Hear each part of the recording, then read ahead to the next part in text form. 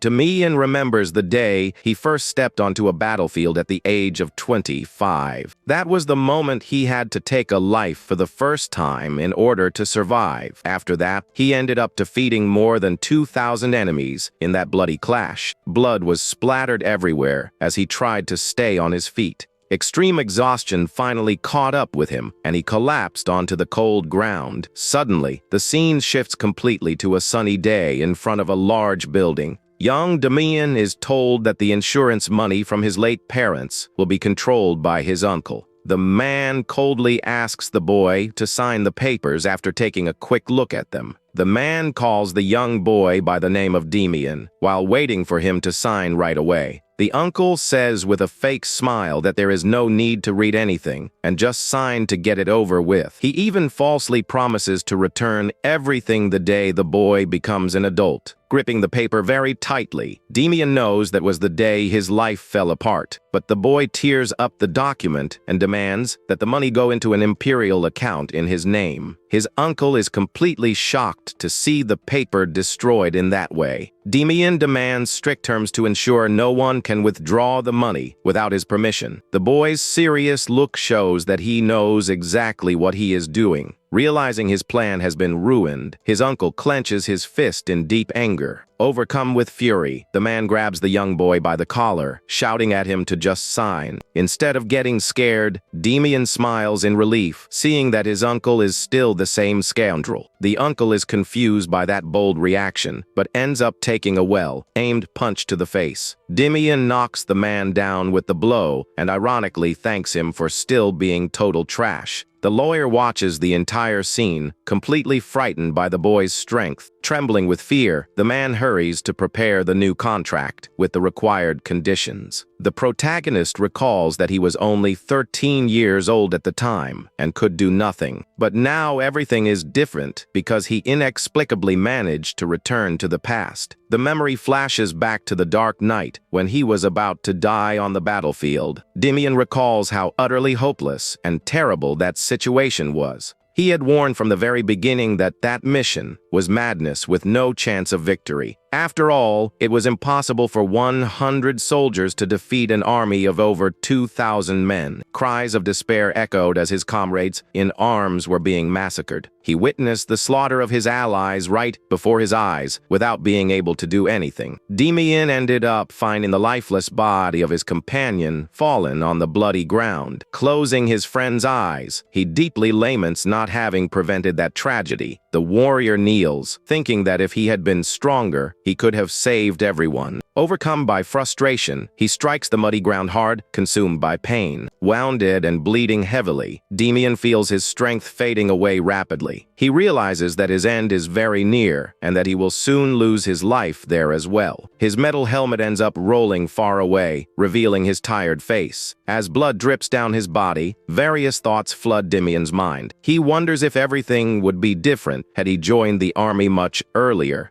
With his last breath, he wishes from the bottom of his heart for just one more chance at life. The warrior recalls his determination, leading his men with bravery in combat. He was certain he could have dominated the battlefield alongside his companions. His consciousness faded away, and he was certain he was going to die in that place. However, he wakes up and realizes that he truly went back in time to his childhood. The protagonist realizes in shock that he returned 17 years into the past straight to his old bed. Looking at his small hands, he finally realizes he has been given a new opportunity. Immediately, he checks the region of his abdomen to check his mana center. He is greatly relieved to notice that his mana flow is completely intact this time. Damian remembers that in the past, his money was stolen, and he had to survive the hard way. Damian remembers that he was abandoned by his guardian and ended up taking the blame for a gangster to get arrested. From prison, he ended up suffering forced recruitment and was dragged straight to the battlefield. At that moment, he thought his life was over and that he would have no other prospects for the future. But against all expectations, the young man managed to survive and became a powerful centurion in the army. He smiles, thinking about his journey, but remembers that at the very end he died on the battlefield. Suddenly, he hears a strange noise in the room and realizes his time of calm has come to an end very quickly. Damian quickly gets up from bed upon noticing that there is an intruder trying to enter his room silently. The boy grabs a hidden dagger from under the pillow, while the intruder starts opening the bedroom door. The door opens very slowly, and the enemy enters the room, making almost no noise to try and surprise him. Only Damian was already expecting this and jumps from above directly toward the intruder, who is left in shock. With a quick movement, the young man plunges his dagger directly into the enemy's leg, who lets out a groan of great pain. Damian feels a bit frustrated upon realizing the blade only went in halfway because of his lack of strength. It is at that exact moment that a second assassin emerges from the shadows with a knife in hand, shouting that he will finish him. The boy manages to dodge the slashing attack with extreme ease, demonstrating very impressive calmness. The assassin gets furious with the miss and advances again with hatred, trying to deal a fatal blow to the young man.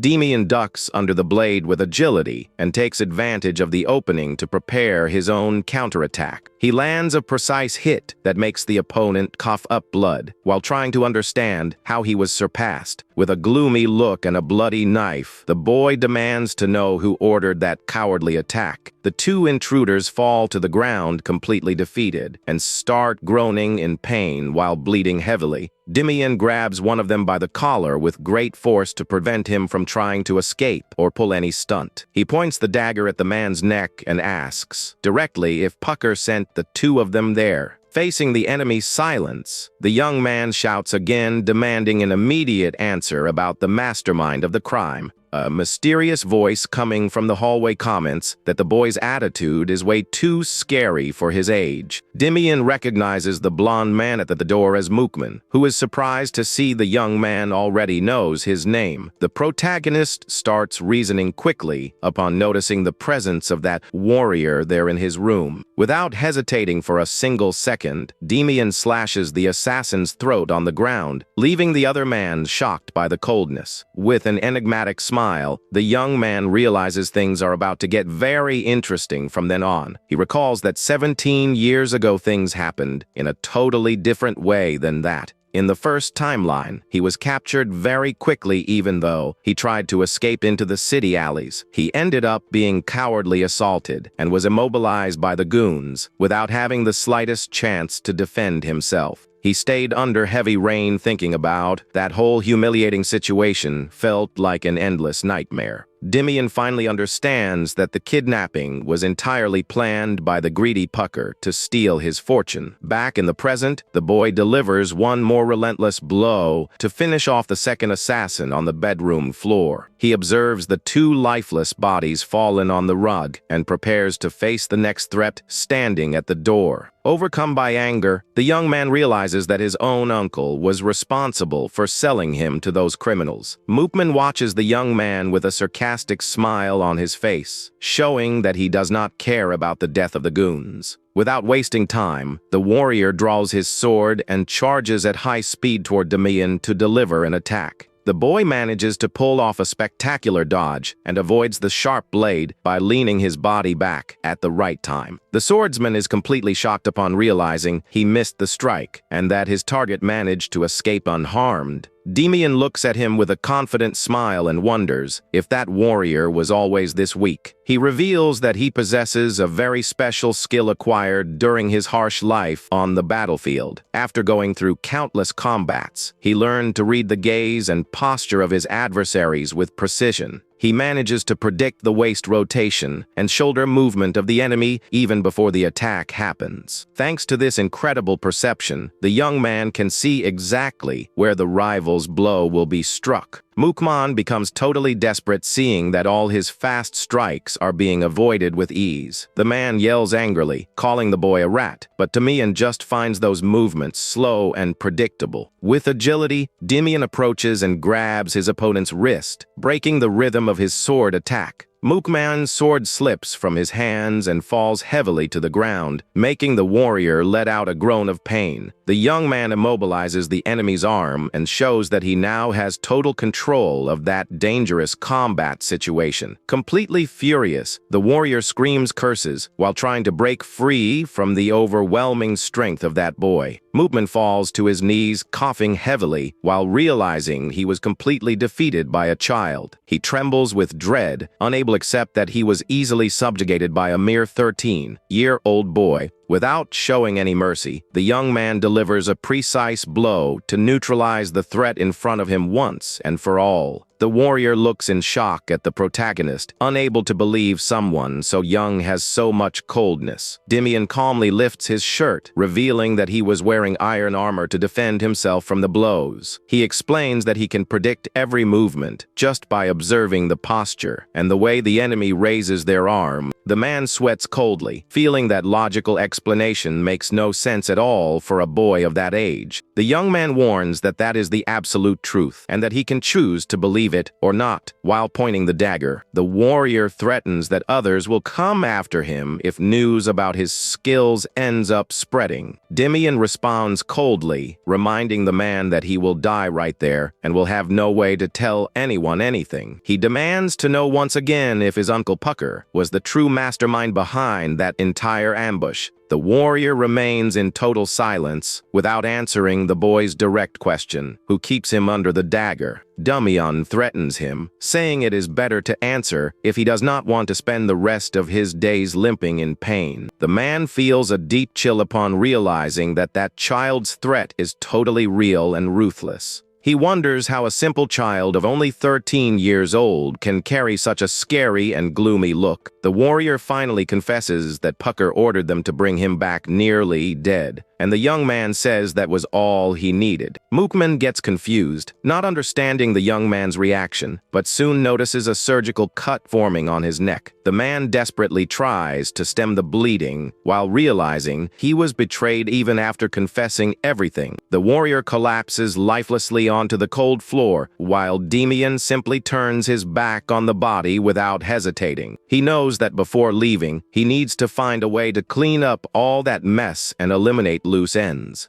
The protagonist recalls an important lesson from his past life about avoiding making unnecessary enemies. However, he knows very well that if by any chance he ends up making a rival along the way, things change. The only logical way out in these situations is to completely crush the opponent to ensure they never return. The scene cuts to the outside of the grand mansion, which is plunged into the silence and darkness of the night. A mysterious man wearing a hood looks at his pocket watch, calculating that the job must already be done. In the office, Damian's uncle is terrified, but the assassin guarantees he will bring the boy dragged in there soon. Montal ironizes the situation, saying the client must be very irritated to hire a professional over a child. Pucker strikes the desk hard, overcome by fury, remembering his face was hurt because of his nephew's audacity. The assassin asks him to have patience and warns seriously not to try to lower the agreed payment amount. Suddenly, knocks on the door break the office silence, making the two men look intrigued towards it. The hooded man assumes the goon has arrived with the boy, while the uncle plans to soon regain control of the Imperial insurance. He thinks with hatred that as soon as he gets the contract signed, his nephew will finally be discarded for good. Montal opens the door complaining about the delay, but is surprised by a sudden slashing attack coming from the darkness. The assassin quickly dodges the blow and realizes with fright that his companions failed miserably in the mission. Damian enters the office imposingly carrying a large spear and calls the intruder at the door a mere lackey. The hooded warrior gets extremely annoyed at being called a lackey by such a young adversary.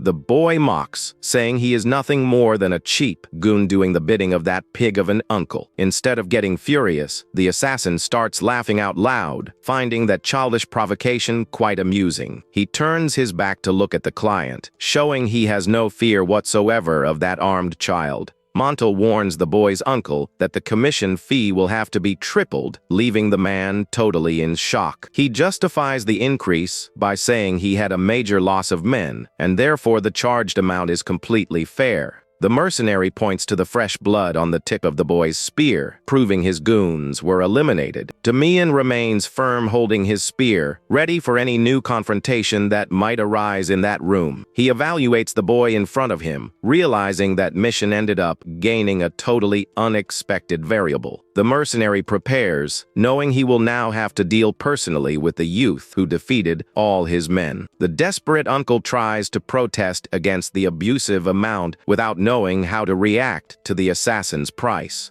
Monel threatens to leave immediately if the payment is not accepted, making the client beg him to wait. Pucker looks scared at the nephew armed with a spear and realizes he is completely defenseless if the guard leaves. The boy's look is so intimidating and that it makes his uncle let out a skreak of pure dread upon feeling cornered. In a panic, the man screams that he will pay triple because he knows he will be dead if Montel decides to leave him alone there. With the new deal closed, Montel smiles with disdain and prepares to start actual combat. He states coldly that he does not care about his men's fate because all of that is just business. But Damian responds that he cares a lot because those scoundrels' plan completely ruined his life. The young man recalls how he spent half of his past life running and rotting in the alleys like trash. In that terrible time, he ended up having his mana flow completely destroyed and lost his hopes. Because of that, he warns he will not spare any of their lives and tells the assassin to just accept death. Irritated by the boy's audacity, Montel charges rapidly, delivering a swift blow with his sharp sword. The protagonist reacts masterfully and manages to block the precise attack using the metallic tip of his spear. The mercenary realizes with surprise that the young adversary is strategically aiming at his legs to knock him down. Damian analyzes his opponent and acknowledges that he is indeed dealing with a much higher tier warrior. A loud sound of metal echoes through the luxurious office as the two continue exchanging fierce attacks. The assassin tries to strike from top to bottom, but the youth uses his great perception to dodge at the right time. Montel keeps total focus on the combat and tries to read the boy's movements to find a definitive opening. He delivers a high blow, forcing the boy to raise his defense to protect his face during the onslaught. Taking advantage of the fact that the youth's upper guard is busy, the mercenary focuses his real attack on his thigh. However, a perfect block happens, totally frustrating the experienced assassin's plan in combat. Damian demonstrates absolute tranquility in parrying the blow without suffering even a single scratch on his leg. The man is shocked to see his secret attack neutralized in such a clean and quick way by the youth. Unable to comprehend what just happened, the warrior steps back completely disoriented. He realizes with astonishment that the boy already knew exactly which of his arms would make the real attack from the start. With a quick movement, the youth delivers a powerful blow that knocks the adversary backward, letting out a scream of pain. The protagonist calmly says he already knew everything long before the opponent even considered starting his movement. Gritting his teeth in pure anger, the assassin swears revenge against that child who humiliated him in combat.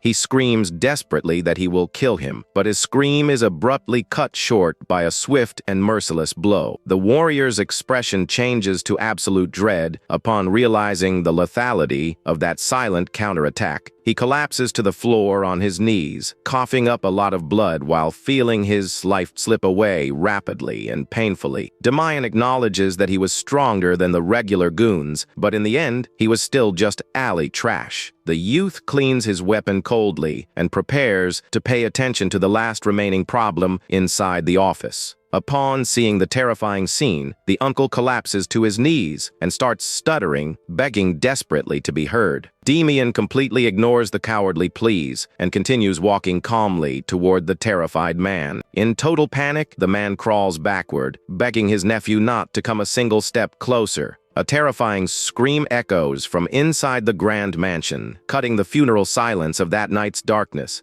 The next day, an official clerk confirms the deposit of a gigantic amount of coins into the boy's account. The first thing Damian did after solving the problems was personally collect the imperial insurance money. The young man thanks them formally for the service while the clerk bows, showing much respect for the client. Curious, the man politely asks where the youth intends to go now that he has settled all his business. He comments that the luxurious carriage parked outside indicates the boy is about to take a long journey. That the protagonist reveals without hesitation that his major current plan is to enlist immediately in the Imperial Army. He confirms the decision, explaining that there are very important people he needs to find as soon as possible. Sitting comfortably in the carriage, the youth watches the scenery as he travels toward his new destination. He knows his old companions are there and feels the army is the only place where he truly belongs. Damian recalls that in just 5 years a major change will occur and many youths will be forcibly recruited. A devastating and inevitable era of war is approaching rapidly, and no one will be able to escape it. But since in this life he managed to prevent his mana center from being destroyed, everything will be totally different. Instead of enlisting late at age 25, the youth knows it is much better to volunteer while he is still young. His plan is to go to the capital to train for a week before applying for the 3rd training camp. He swears to himself that this time he will not just be carried by the current of that chaotic era. With a determined look, the protagonist promises he will completely dominate the era of wars to come. 1 week passes, and the carriage finally arrives in front of the imposing barracks of the 3rd training camp. A loud impact echoes in the training area, showing that recruits are already working hard on their activities. Some recruits watch Damian with surprise and wonder where that boy learned such advanced techniques. Focused on his training, the youth makes quick movements with the spear, but feels he still needs a few adjustments. He looks at his worn hands, wondering if he should put on bandages since his current body is still very weak. Damian remembers that his small hands of today look nothing like the calloused hands of his adult self. An armored officer approaches asking if he wants to apply, and the youth confirms it convincingly. The man praises the young man's technique and asks where he learned that spear art at such an early age.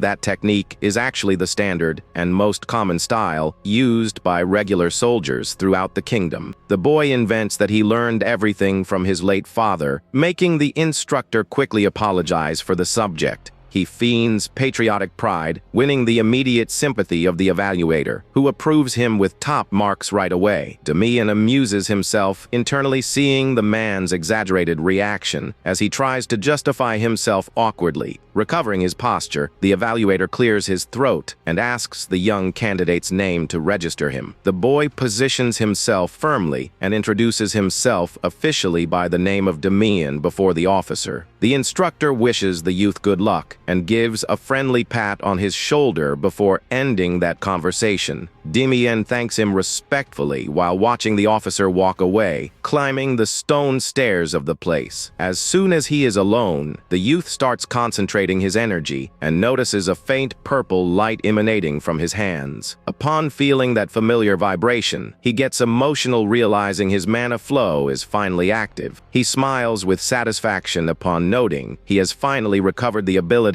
to manipulate mana in this new life. This sensation of power coursing through his body brings a huge wave of relief and confidence to the young warrior. The flow of magical energy stabilizes in his hands, showing that his initial week training worked out. With this achievement, he feels perfectly prepared to face the practical challenges coming next. He used a very efficient mana cultivation method that would only be developed by a genius 15 years from then. In the past, he had memorized that method out of despair, even knowing he could not use it because of his injury. His subordinates used to joke with him, asking why he studied a method so much if he could not use magic. At the time, Damian got annoyed by the jokes, but kept focused on studying to keep his mind occupied. Now he realizes all that mockery was worth it, and focuses his thoughts on passing the Baroque exam. While walking through the training courtyard, the youth spots someone who catches his attention in the middle of the crowd. He recalls that a legendary warrior from his past life started his career right at that camp. The boy wonders with curiosity what the current appearance of that future military hero of the kingdom must be like. The recipe focuses on the main courtyard of the camp, where several candidates are already positioning themselves for the tests.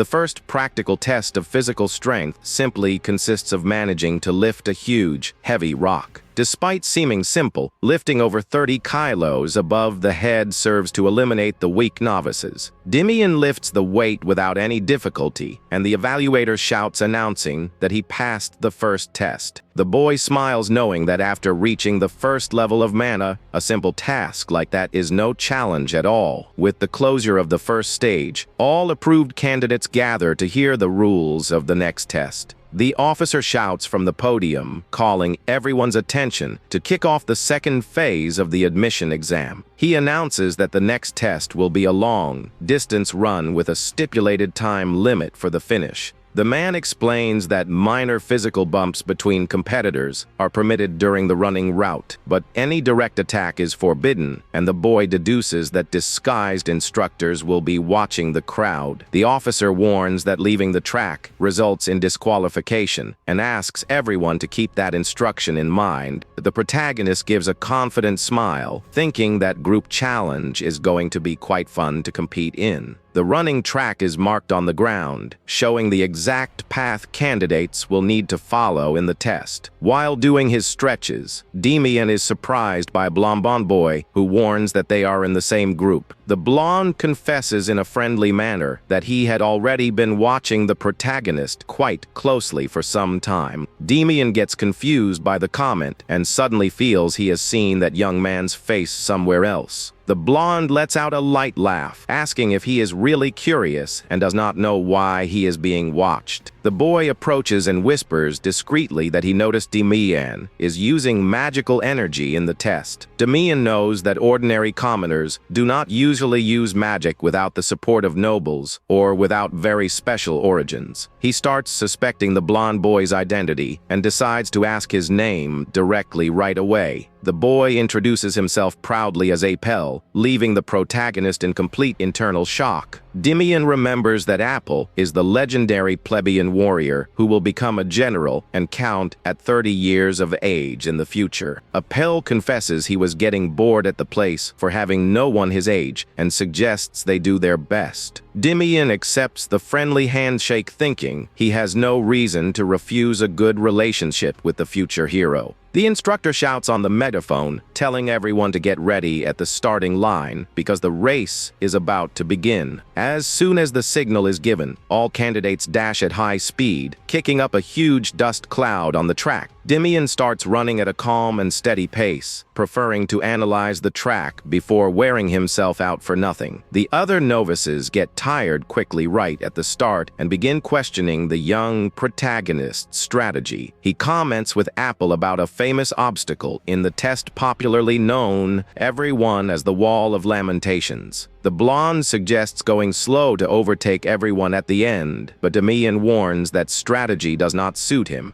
With an explosive impulse, the boy accelerates his pace surprisingly, leaving all the competition behind for good. Apel widens his eyes completely in shock upon seeing the overwhelming and sudden dash of his new companion. Meanwhile, the other competitors try to stay calm, planning to save their energy only for the final minutes. Suddenly, one of the runners hears fast steps approaching from behind and looks intrigued to see who is arriving. The competitor is incredulous, seeing Damian running like a madman, wrapped in a strong gust of wind toward him. The instructors infiltrated in the crowd notice the rookie's momentum and decide to teach a lesson to test his limits. A muscular man smiles with mockery, planning to slam his iron shoulder against the boy to interrupt his run. But with extreme agility, Damian just lightly places his hand on the big guy's hip while flying past him. The man is left totally unresponsive, seeing the boy leap past him with so much ease without even suffering a block. Without looking back, the youth keeps running at an incredible speed, opening a big lead over the whole crowd. On the observation podium, the officers start shouting, telling the guards to do something to contain the boy. The boy knows the officers are experienced, but still fully trusts his own acquired skills. He reflects with conviction that in the end, those men are just simple basic camp instructors. Apel starts laughing out loud in the middle of the confusion, finding Damian's unbelievable performance sensational to watch. The blonde feels his warrior spirit ignite and decides he cannot let himself lag behind in the test either. With renewed determination, the future Count dashes at high speed, trying to catch up with his new friend in the race. The other novices watch that enthusiastically and decide to speed up, imitating the protagonist's bold strategy. An avalanche of competitors starts running desperately, creating a huge commotion on the training track. The officers' plan to maintain control of the test goes down the drain, generating immense general confusion on the course.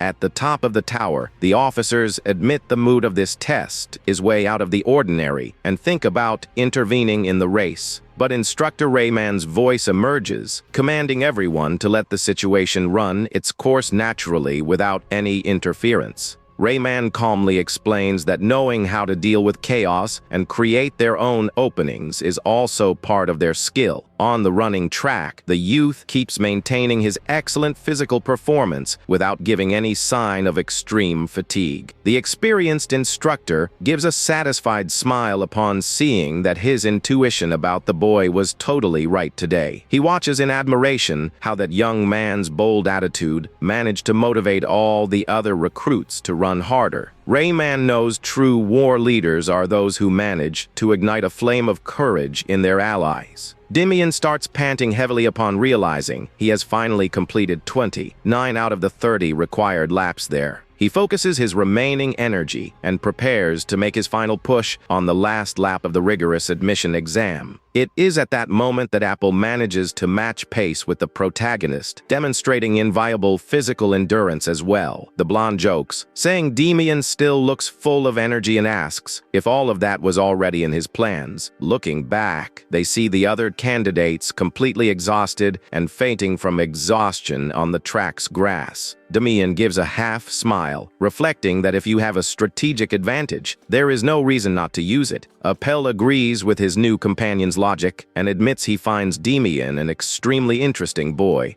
The protagonist returns the compliment as the two firmly step on the finish line, successfully completing the test. Panting evaluator announces that the two young prodigies passed the rigorous long-distance running test. In the fort commander's office, a report about the arrival of a talented boy starts drawing attention. The assistant confirms the news, reporting that the said prodigy boy is only 13 years old according to Rayman. The commander hears everything thoughtfully, knowing that if the demanding Rayman found the boy promising, he must truly be special. He slowly stands up from his chair, admitting he is quite curious to meet the said youth in person. The imposing one-eyed man in a black cape adjusts his posture and asks for the name of the young recruit in question once and for all. Meanwhile, in the camp courtyard, a large crowd of novices starts forming around the official board. Several competitors burst into tears and despair upon seeing their names are not on the list of approved candidates for the exam. While everyone celebrates their approval wildly, the protagonist wonders if that is truly a reason for so much joy. He remembers that in times of war, enlistment is mandatory and people do everything to avoid the battlefield. Reflecting on this, the youth concludes the current era is still peaceful, but his thought is interrupted by a call. It is a Papal who approaches smiling to congratulate him and announce that the two are now official team companions. Damian is slightly surprised and asks if he passed too, and the blonde confirms, saying he saw both their names on the list. He points to the top of the document, where Damian's name and his age of 13 appear highlighted with much brightness. The blonde says he hopes to work well by his side, even knowing they might not stay in the same combat unit. Appel asks about plans for the remaining week before training, and the boy responds he will be quite busy. With a serious look, the youth explains he has some important pending matters to resolve during that short period. The friend hugs him sideways, asking what matters those would be, and he just says he needs to buy some supplies. Appel warns that official military boots are extremely tough and recommends buying insoles to protect the feet. The protagonist stays silent, remembering he already knows that very well from personal experience in his suffered previous life. He thanks the advice in a polite and friendly manner, promising to keep that important tip in mind from now on. Damian asks about his companion's plans, and the blonde boy reveals he also has his own pending affairs. The youth notices his friend's mysterious reaction, who starts whistling, disguising any detail about his true life. They say goodbye, wishing each other luck on mutual preparations, before heading totally different ways in the courtyard. As soon as the boy walks away, a mysterious man in a black hood emerges silently right behind the smiling Appel. The hooded elderly man asks discreetly who that boy was, and the youth recognizes him immediately by the name of Alan. Appel gets thoughtful about his new companion and wonders for what reason such a talented boy wants to enlist. He recalls how the amount of magical energy demonstrated by the youth during the race was unusual for his age. The blonde remembers the amusing provocations they exchanged on the track and how that rivalry dynamic was fun. The warrior remembers the boy's convict response about the army being the only place where he truly feels he belongs. He concludes Damian certainly carries his own reasons and deep secrets that cannot be shared. The young man tells his servant he has a hunch that he will see that intriguing warrior by his side for a long time. He changes the subject, calling the servant to leave toward the luxurious carriage, already waiting for them there. The blonde scolds his companion, reminding him he must not call him young master in public places under any circumstances. The elderly man apologizes respectfully for the slip, maintaining a formal posture while they continue walking through the courtyard.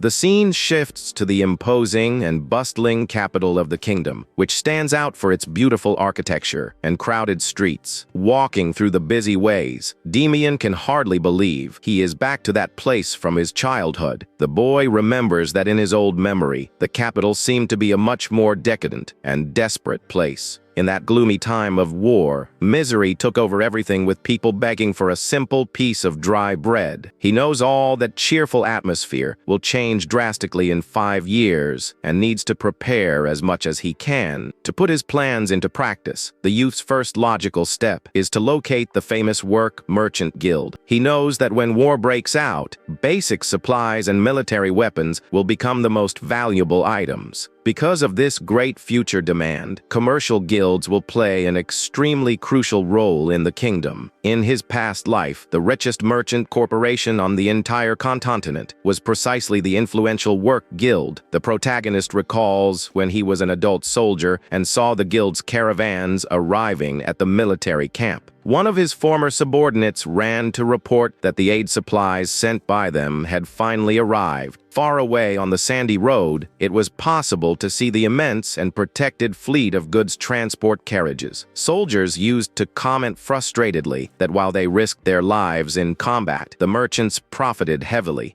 But Damian reminded them that without the weapons and food sold by that guild, all of them would have been dead for a long time. The soldier agreed despondently, admitting he just felt a certain bitterness over the harsh reality of war. He acknowledged that it was not easy at all for the corporation to fund so many charity works consistently. The captain then ordered his men to go pick up their respective rations and equipment brought by the fleet. The warrior watched the progress of the delivery, knowing his troops' survival depended entirely on that. Subordinate pointed far away, indicating that the supreme leader of that entire corporation was present at the delivery. He looked curiously, trying to identify the leader, who stood out in the crowd for wearing a long white robe. The man in the white robe indeed appeared to be someone extremely arrogant and cold at first sight to the soldiers. Back in the present, Damian walks through the paved and clean streets of the capital in search of his commercial objective. He knows very well that the famous Work Guild already used to carry out various charity actions even before the war started. Damian starts doing the math, knowing that out of the 40 commercial guilds in the capital, only 7 perform charity. He decides to investigate closely only the organizations that possess enough financial capital to bankroll donations. The day comes to an end and the sun begins to set on the horizon, painting the capital's sky with shades of gold and orange. In front of a modest wooden door, the youth lets out a tired sigh, hoping that will be his last stop. He opens the door slowly and asks politely if there is anyone inside to attend to him at that time of day. A man dressed simply and very elegantly approaches and asks with sympathy how he can help the young visitor. Damian bows respectfully and says he came to talk about making a large investment in their charity actions. The merchant thinks the attitude is very noble for someone so young, while Damian knows he needs to confirm his suspicions. The man introduces himself officially as Work, the leader of the Hamel Guild, making the boy immediately recognize that name. Relieved to have finally found the right person, the youth introduces himself as Damian and accepts the invitation to sit down. Already seated at the table, Damian asks an unusual question about the merchant having a son, leaving the man quite confused. Laughing heartily, Work responds that he has no sons and only has a young daughter who is still quite immature. Damian gets a bit disappointed with the response, thinking that Clue was also a dead and in his search. Suddenly, the sound of a door opening catches Damian's attention, who turns quickly to see who is entering. A female voice announces she has arrived home, making the boy widen his eyes in shock upon looking at the door. Seeing the young blonde woman enter, he finally realizes the girl before him is the future legendary leader in the white robe. The father asks his daughter to introduce herself, revealing her name is Deal, and explains the reason for Damian's visit there. With a friendly and slightly shy smile,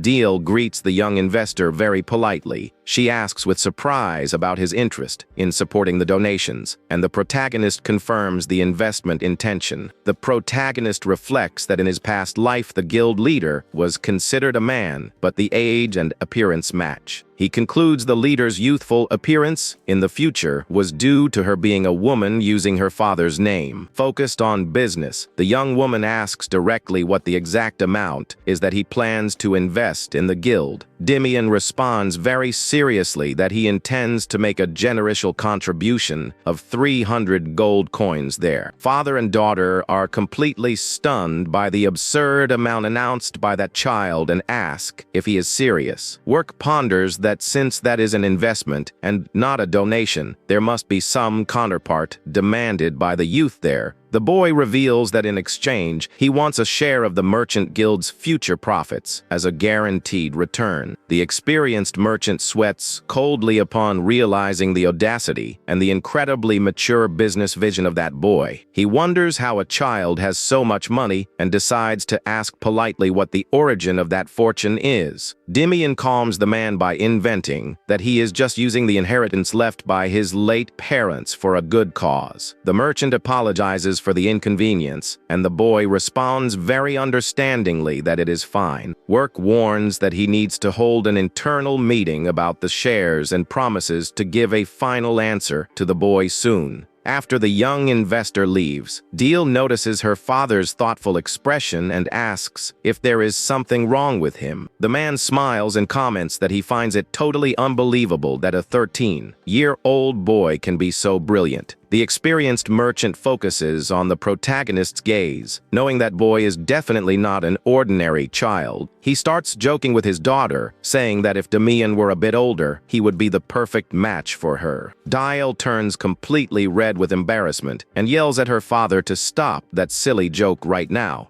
The father keeps laughing and teasing his daughter about the boy's taste, while she begs desperately for him to stop. Time flies after the negotiations with the guild, and the long-awaited day of military enlistment finally arrives. With his eyes fixed on the horizon, the youth knows today marks the true beginning of his journey to change the future. He raises his hand toward the sky, swearing his new life will be completely different from his tragic past destiny. With a clenched fist, the protagonist promises himself that this time he will dominate the entire empire with his own hands. Upon entering the barracks, Damian confirms he was assigned to the first platoon of the 3rd Recruit Company. The youth looks around the room and realizes he knows no one there, wondering if Apple stayed in another division. He laments a bit because Apple was the only person his age at the fort with whom he had made a sincere friendship. Suddenly, a loud welcome shout echoes through the room, making the protagonist look intrigued toward the entrance. A robust man introduces himself himself with a big smile, revealing he is Sergeant Brian, the leader responsible for the platoon. Brian warns seriously that he will carry out a thorough and immediate inspection of the belongings brought by each of the novices. He demands the surrender of any drink or tobacco and threatens to severely punish anyone who tries to hide something there. Faced with the scary threat, some recruits start trembling and handing over their prohibited items awkwardly. Damian thinks that attitude is a tremendous idiocy, thinking that if they brought something forbidden, they should at least hide it well. Sergeant Brian inspects Damian's few things on the bed, notes there is nothing illegal in the belongings. Curious about the recruit's appearance, the leader asks what his age is, commenting that he looks way too young. Damian responds naturally that he is only 13 years old, leaving the sergeant completely shocked by the fact. Hearing that, some recruits start grumbling, saying the army has become a joke for accepting children there. Damian just looks back calmly, but the muscular man gets irritated and asks what the boy is staring at. The protagonist closes his eyes, preferring not to waste his saliva arguing with an arrogant recruit of that level. He memorizes the fellow's face well, promising himself to teach him practically that getting beaten up by a child hurts a lot. Feeling a murderous intent in the air, the bald man next to him shrinks with fear upon suffering a sudden chill.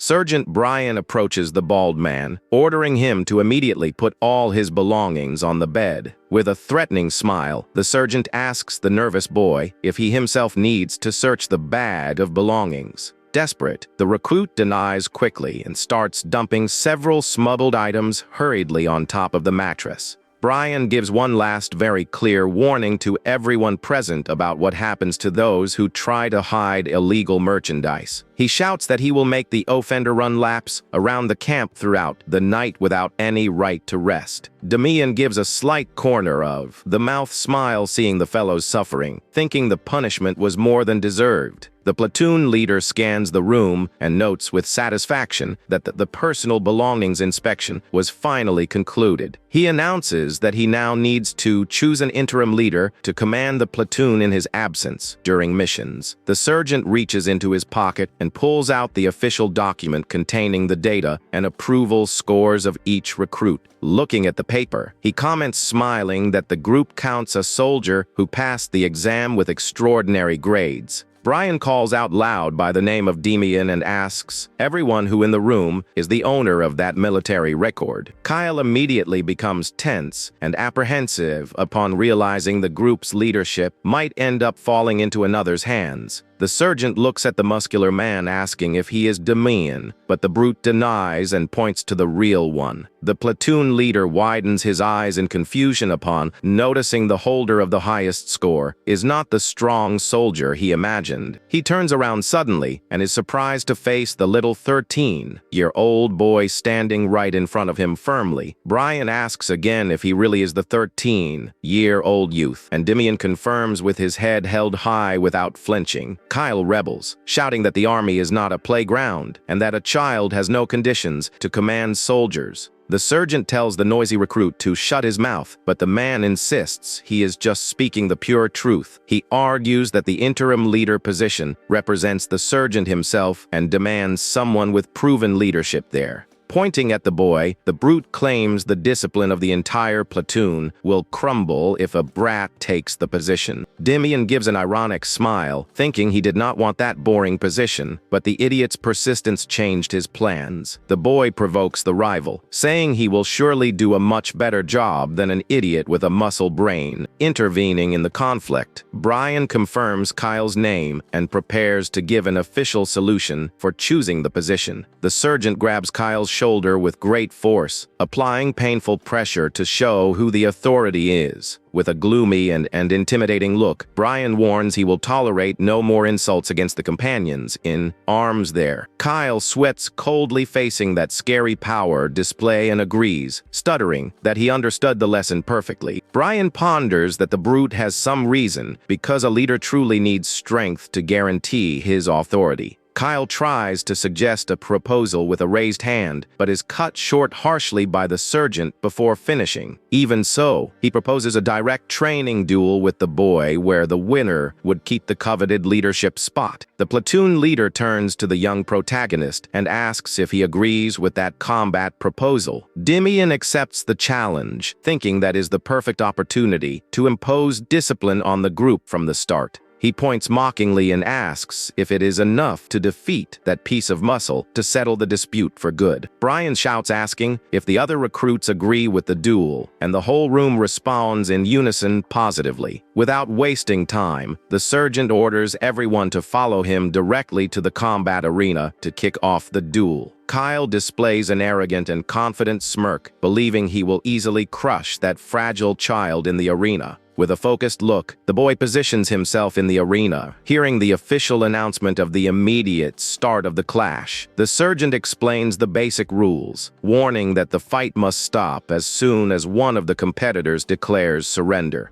The brute confirms he is ready, anxious to unleash all his accumulated fury against the young opponent. Damian just nods positively, demonstrating a terrifying coldness for someone about to fight. The sergeant gives the signal for combat to start, and the surrounding recruits watch attentively to see the outcome of that dispute. The man mocks, saying he feels bad hitting a child, but Damian hits back, telling the windbag to shut his mouth. Overcome by anger at the mockery, Kyle charges furiously at the young adversary with all his brute physical strength. Kyle yells that the reason Damian is getting beaten up like a dog today is solely because of his big mouth. Damian evaluates the opponent's charge and admits he is faster than expected for an ordinary novice. However, with all his accumulated combat experience, the boy knows that is still very little. Damian dodges perfectly under the punch, knowing the brute is no match for him in combat. The attacker is in shock upon realizing his closed fist strike missed the target in an unbelievable way. Kyle gets irritated, thinking it is just luck, and tries to deliver another fast attack, shouting he will not escape. The boy dodges again with extreme ease, and thinks to himself that his movements are way too slow. Furious, the man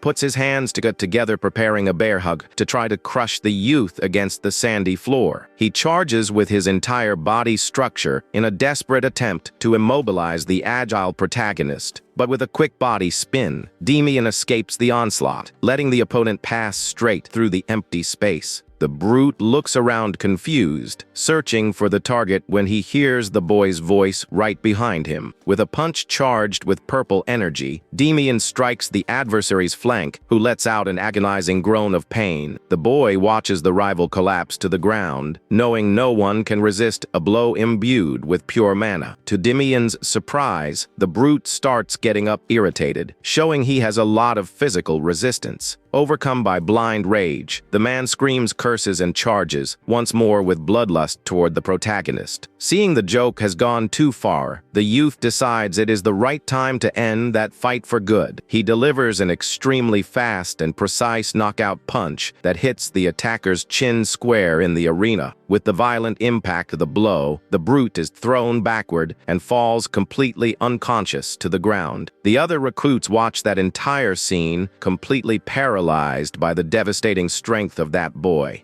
Dusting off his hands, Damian notes that the windbag passed out and turns to speak to the audience. With an intimidating aura, the protagonist stares at the crowd and asks challengingly if anyone else wants to fight. In total panic, the recruits start shaking their heads, immediately denying any intention of facing him. The sergeant announces the end of the fight and declares Damian the official winner, appointing him interim platoon leader. Sometime later, Kyle walks out despondently from the fort's infirmary after receiving proper medical care. He grumbles in embarrassment, remembering he ended up fainting in combat and had to be carried to the infirmary. The warrior realizes with frustration that he lost consciousness right at the first real punch, delivered by the youth in the arena. He admits to himself that he thought no one at the fort could defeat him, but ended up suffering a pathetic fall. Upon opening the dorm door, the brute is greeted by the curious looks of his roommates. The other novices whisper worriedly, thinking whether they should restrain their friend to prevent him from picking another fight. Ignoring everyone, Kyle walks resolutely and stops right behind Damian, who turns around intrigued to see what he wants. Surprising everyone, the big guy kneels before the boy, declaring his defeat and accepting him as his leader. Damian is left totally unresponsive to the rival's attitude, wondering if he ended up hitting his head too hard. Kyle explains with firmness that it is only his duty to show respect to the strongest warrior he has ever faced in life. The youth is surprised to see the brute actually possesses a strong sense of honor and martial respect in his chest. The protagonist says simply that he does not need formal titles and asks to be called just by his name. The two shake hands, sealing a strong and sincere alliance of friendship and mutual cooperation within the camp. A week flies by and intensive training continues, demanding the maximum of everyone's physical conditioning. In the middle of the exhausting run, Damian analyzes that the severe training serves to test the soldier's endurance. At the end of the training, the sergeant ends the work and orders only Damian to accompany him to a reserved room there. Damian walks in silence behind the sergeant, wondering what the reason for that sudden and serious call could be. They stop in front of the administration room door, and the youth assumes some important official announcement will be made. Upon entering the room, the protagonist is surprised to notice other soldiers detached from the fort are already gathered there. The other novices glare at him with disdain, wondering what a child is doing there in the sergeant's meeting room. A mocking recruit makes a joke out loud, comparing the boy's thin build to the weird shape of a praying mantis. Another soldier amuses himself, saying it would be hilarious to put that skinny child next to the big guy Kyle. The boy stares at the provoker very seriously, making the fellow get irritated and ask what he is looking at. Irritated by the stare, the provoker distills his venom, calling him a brat, while the others laugh at the situation. Suddenly, Instructor Raymond's imposing presence demands total silence in the room, cutting all the recruits' commotion. The provoker swears he will deal with Damian later, while the officer confirms all leaders are present. Raymond announces he gathered them to reveal the rules of the platoon competition that will take place in a week at the fort. The training instructor tells the squad leaders to prepare their units well. The officer dismisses everyone shortly after, and the recruits start heading back to the barracks. Suddenly, someone calls out to Damian in the middle of the hallway. A jerky squad leader threatens to rough him up, claiming a kid doesn't get it. However, another recruit defends the boy, telling the big guy to focus on his own platoon instead of picking fights. The young man smiles and warns that the bully is the one at risk of getting a beatdown if he keeps bothering others. Ignoring the commotion, the recruit calls Damian to leave and let that fool talk to himself. Before leaving, the boy stops walking and slightly turns his head. He asks which platoon that troublemaker is from, and the guy answers with pride. With a sarcastic smile, Damian promises to find the fool in the team competition. Walking back down the hall, the young man beside him asks if the boy really is the famous Damian. The protagonist gets curious, and the young man explains he heard amazing things about his score on the practical exam. He introduces himself as Gerard from the 3rd Platoon, and Damian calmly accepts the challenge for the competition. Arriving at the barracks, the boy throws the door wide open, telling everyone to pay close attention. The recruits are confused, asking what's going on for him to show up like that.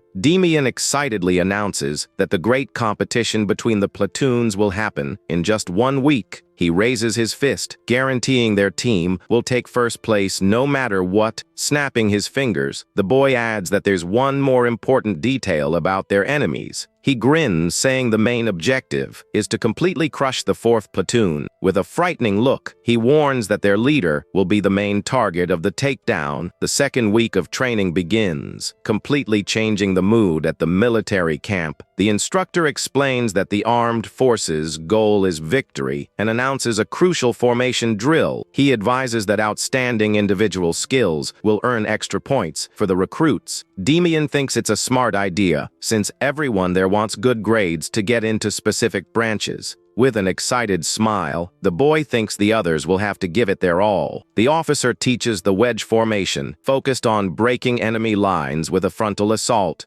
He explains that the technique works like a giant arrow, but falls apart if the front line gives way. Damian looks at Kyle, knowing his platoon has the perfect person to lead a strong front. The sergeant orders the recruits to split into 2 groups to practice the wedge formation immediately. Damian asks Kyle to lead one side, while he takes command of the other formation, gathering his team. The protagonist says he'll give them some valuable tips on the technique they were taught. The rookies ask how he knows all that, and the boy makes up that he learned it from his military father. Whispering the strategy, he warns that Kyle's group will do exactly as the instructor said. The recruits find the plan fun and eagerly prepare to put it all into practice. Damian orders the strongest to stay behind him, while the smaller ones hold shields on the sides. He tells everyone to raise their shields to head level, and the soldiers confirm the order. The boy notices the enemy team is completely focused on defense, but thinks it's irrelevant, guiding his squad. He tells everyone to advance without slowing down to end it in a single blow. The instructor finally yells, giving the official order for the mock battle to begin. Kyle's group marches in a synchronized and defensive manner, kicking up dust across the yard.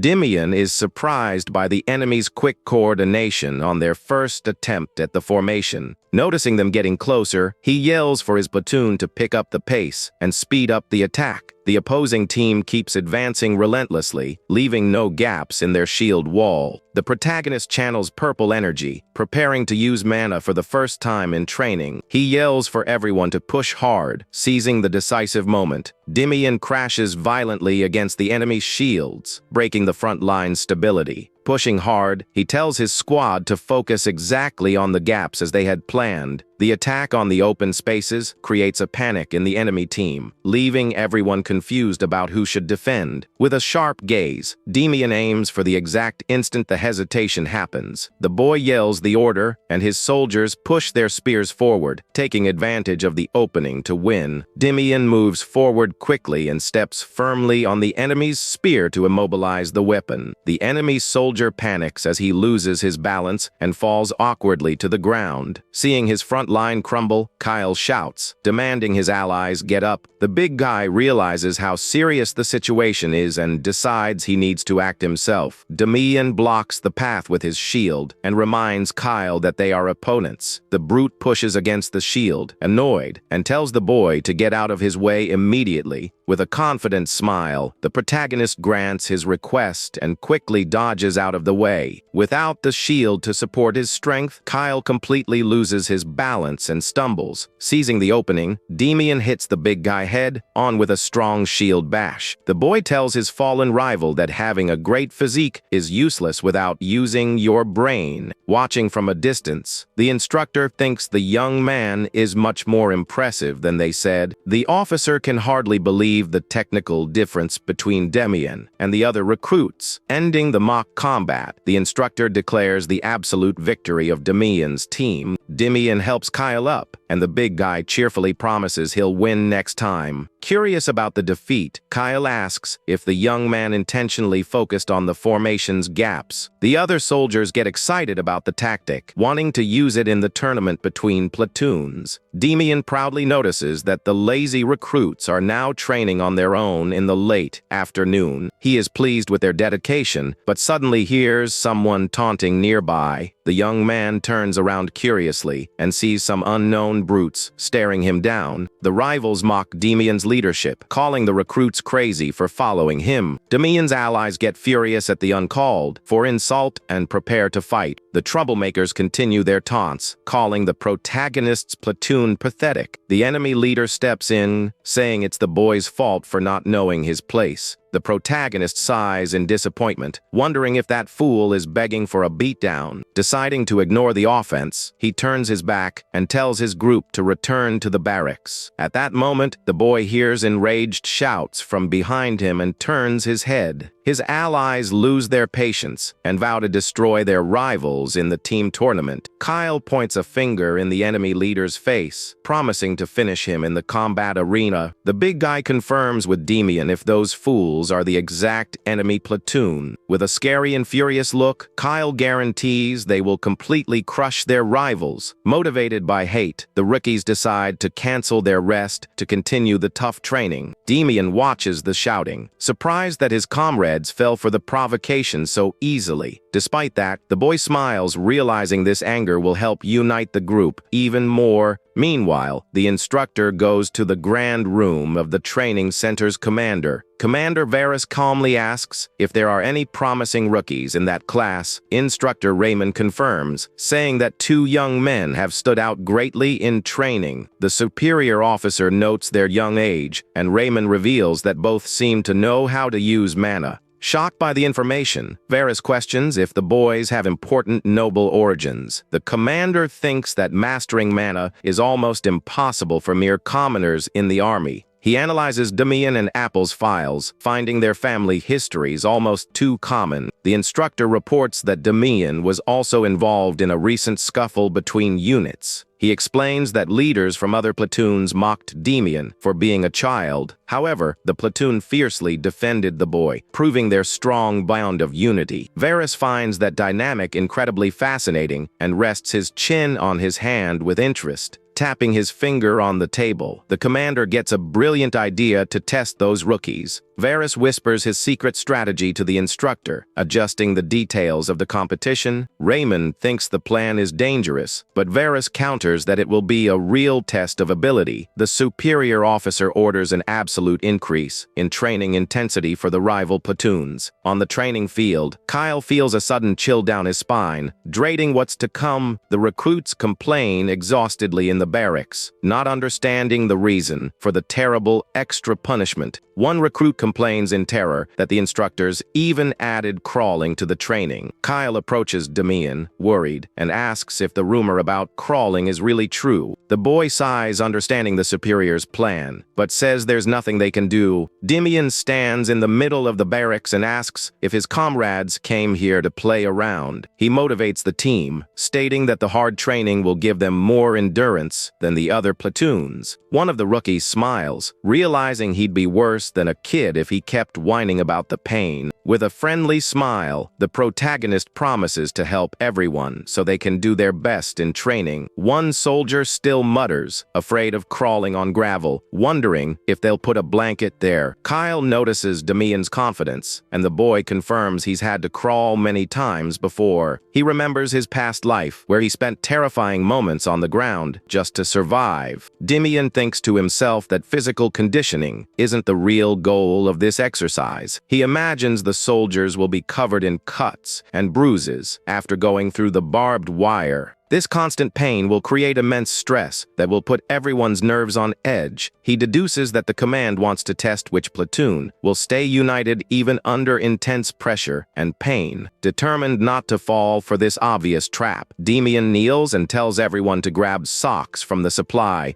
The other recruits look at each other, confused, not understanding why they would use socks right now. Holding the fabric tightly, the boy promises to show them how it can save their lives on the ground. A short time later, the first platoon forms in the yard and confirms their presence to the superior officer. Instructor Nilsson calmly introduces himself, announcing that today they will learn to low crawl. He uses an assistant to demonstrate the correct posture of keeping the body straight on the dirt ground.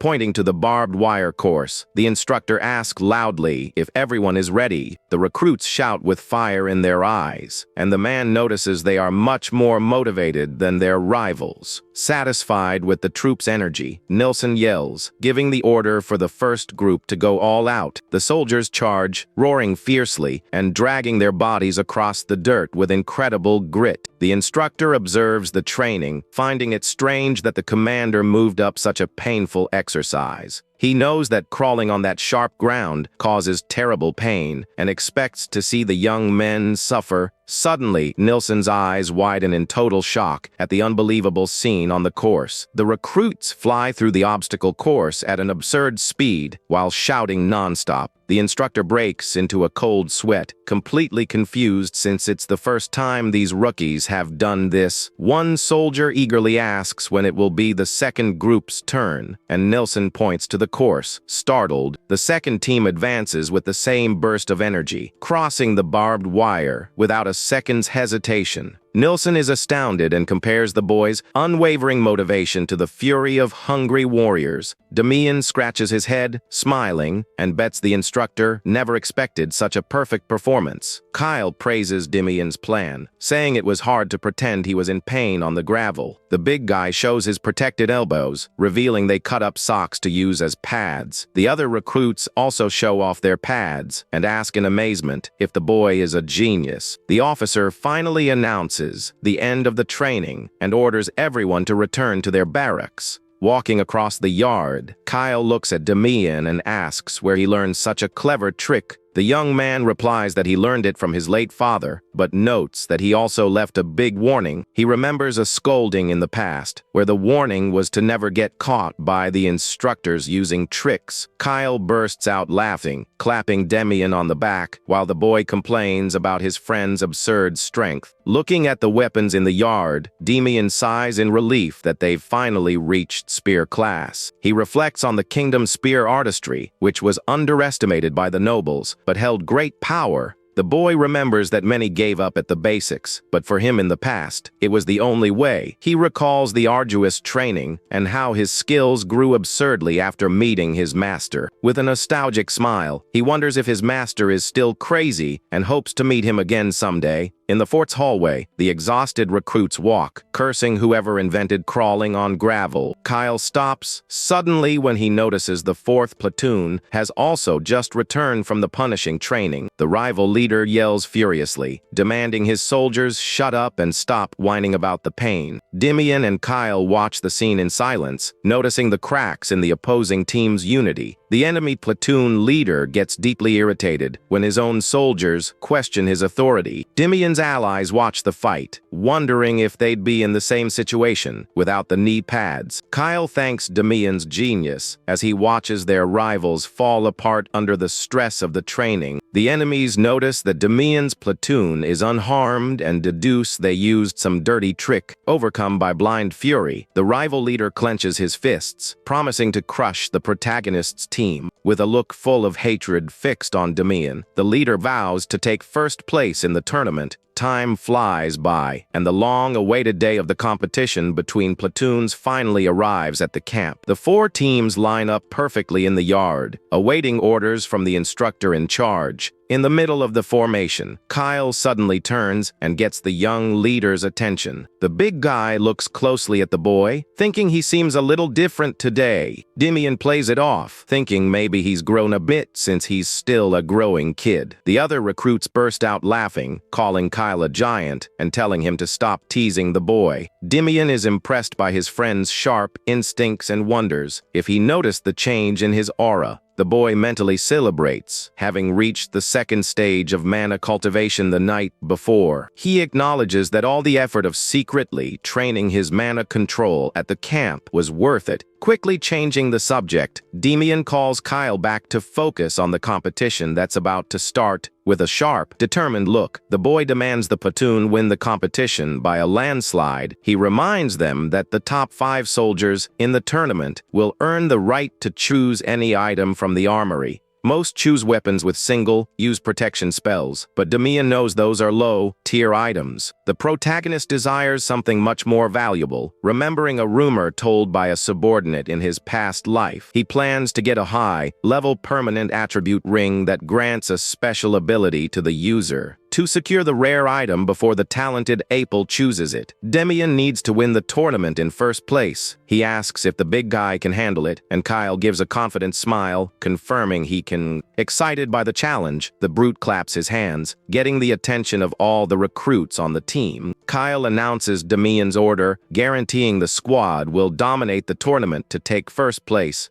Motivated by the speech, the allies roar in agreement, their eyes burning with the will to win. Kyle smiles, seeing that everyone is ready, and the instructor calls the 1st platoon to begin the matches. Damian's team marches to the center of the arena, exuding a strong aura of unity and unwavering determination. The competition divides the teams into offense and defense, with positions switching after each new round. The offensive team automatically loses if they can't capture the enemy flag before the time limit. Leading the first round on offense, Damian orders his soldiers to prepare to advance. He reassures the group, telling everyone to execute the wedge formation they practiced exhaustively. The boy tells Kyle to use all his strength on the agreed signal, and the big guy guarantees that power is his specialty. The instructor waves the flag and declares the immediate start of the mock battle between the two rival platoons. The front line of Damian's squad advances quickly, roaring to crush the enemy defenses. The second platoon braces for impact, and their leader tells everyone to hold the formation firmly. The attack collides with force, but the enemy defense proves to be as solid as an impenetrable wall, leaving no openings. The opposing leader finds it strange that Damian's formation seems too withdrawn for an offensive squad. Seeing the enemy team's hesitation, the rival captain orders a simultaneous push to destabilize the attackers. Without wasting time, Kyle lets out a beastly roar and repels the enemy advance with incredibly violent force. The enemies are pushed back abruptly, while their leader desperately screams for them to hold the line. The opponent gets frustrated upon realizing his team should have just focused on defense against the attacking team. At the crucial moment, Damian shouts the big guy's name, giving the awaited signal for the plan's final attack. Kyle dives in headfirst and uses his own gigantic body to brutally run over the enemy's front line. The rivals fly through the air in complete shock, realizing the monster broke the line, using only his shoulders. Keeping up the absurd pressure, Kyle shouts, demanding his comrades line up beside him immediately. The big guy's aggressive advance completely shatters the defensive structure, throwing the recruits to the ground. The opposing leader is baffled by the perfect coordination of Damian's squad in such a short amount of time. The boy quickly spots a flaw in the enemy's rear guard and orders a full-force attack on the weak point. Damian's team completely crushes the rival platoon, clearing the path to victory in the blink of an eye. The instructors watch in admiration, and one of them asks if the first platoon received some extra training in secret. The officer admits he never expected to see mere rookies fighting with the same skill as advanced elite soldiers. Staring intently at the battlefield, the instructor deduces there's only one possible reason for that success. He realizes Damian is the one responsible for it all. As the boy shouts orders to break the enemy formation, the man remembers that the first platoon received voluntary instructions from the young hero every day after training. The recruits raise their shields above their shoulders, perfectly executing everything Damian taught them before. With a smile on his face, the officer is relieved to see the boy achieve these results with pure skill. In the middle of the clash, the rookies create an opening, and Kyle excitedly shouts that this is their big chance to attack. With a wicked grin, the big guy looks for the exact location of the flag on the enemy's side. He laughs menacingly as he spots the target protected by the opponents right behind the shield line. Desperate at Kyle's terrifying approach, the opposing leader tells everyone to forget the attack and focus on defense. The enemy team promptly follows the order, retreating and bunching up in an attempt to stop the brutal advance. The big guy smirks, mocking their foolishness, while the rivals are confused to see the monster just standing there doing nothing. With a victorious expression, the brute announces that the fools fell right into the trap they had set. The opponent's eyes widen in shock, realizing too late that they were completely fooled by the distraction.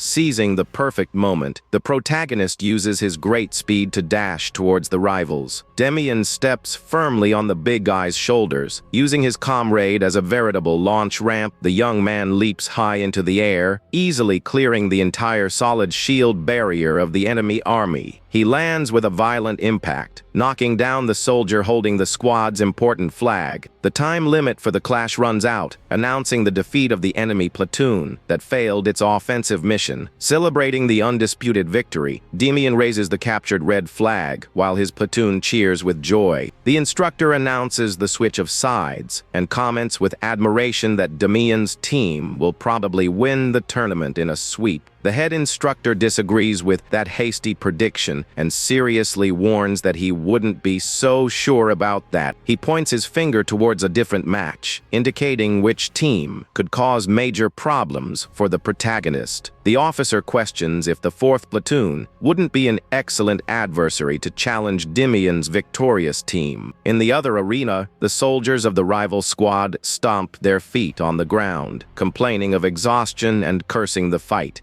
The leader of the 4th platoon grumbles that this confrontation should have just been a warm-up before crushing Damian. He despairs, seeing that their tactics aren't working and that his group is losing badly on defense and running out of steam. Furious with the imminent failure, the young man shouts, demanding his comrades follow the plan's orders correctly. Revolted by the pressure, the soldiers shout back, telling the leader to fight, since he only barks orders from the rear. On the other team, the skilled Apel asks his leader, Gerard, if they should break the tired enemy defenses yet. The 14-year-old brilliantly assesses that they just need to pressure the shield bearers until they collapse on their own. Gerard agrees with the strategy and is amazed by the young man's ability to analyze the enemy's weakness so quickly. The leader watches Apel advance with his spear, becoming extremely curious about the prodigy's true origin. Staying focused on the tactic, Gerard commands everyone to hold the line firmly and focus on keeping pressure on the rival shields.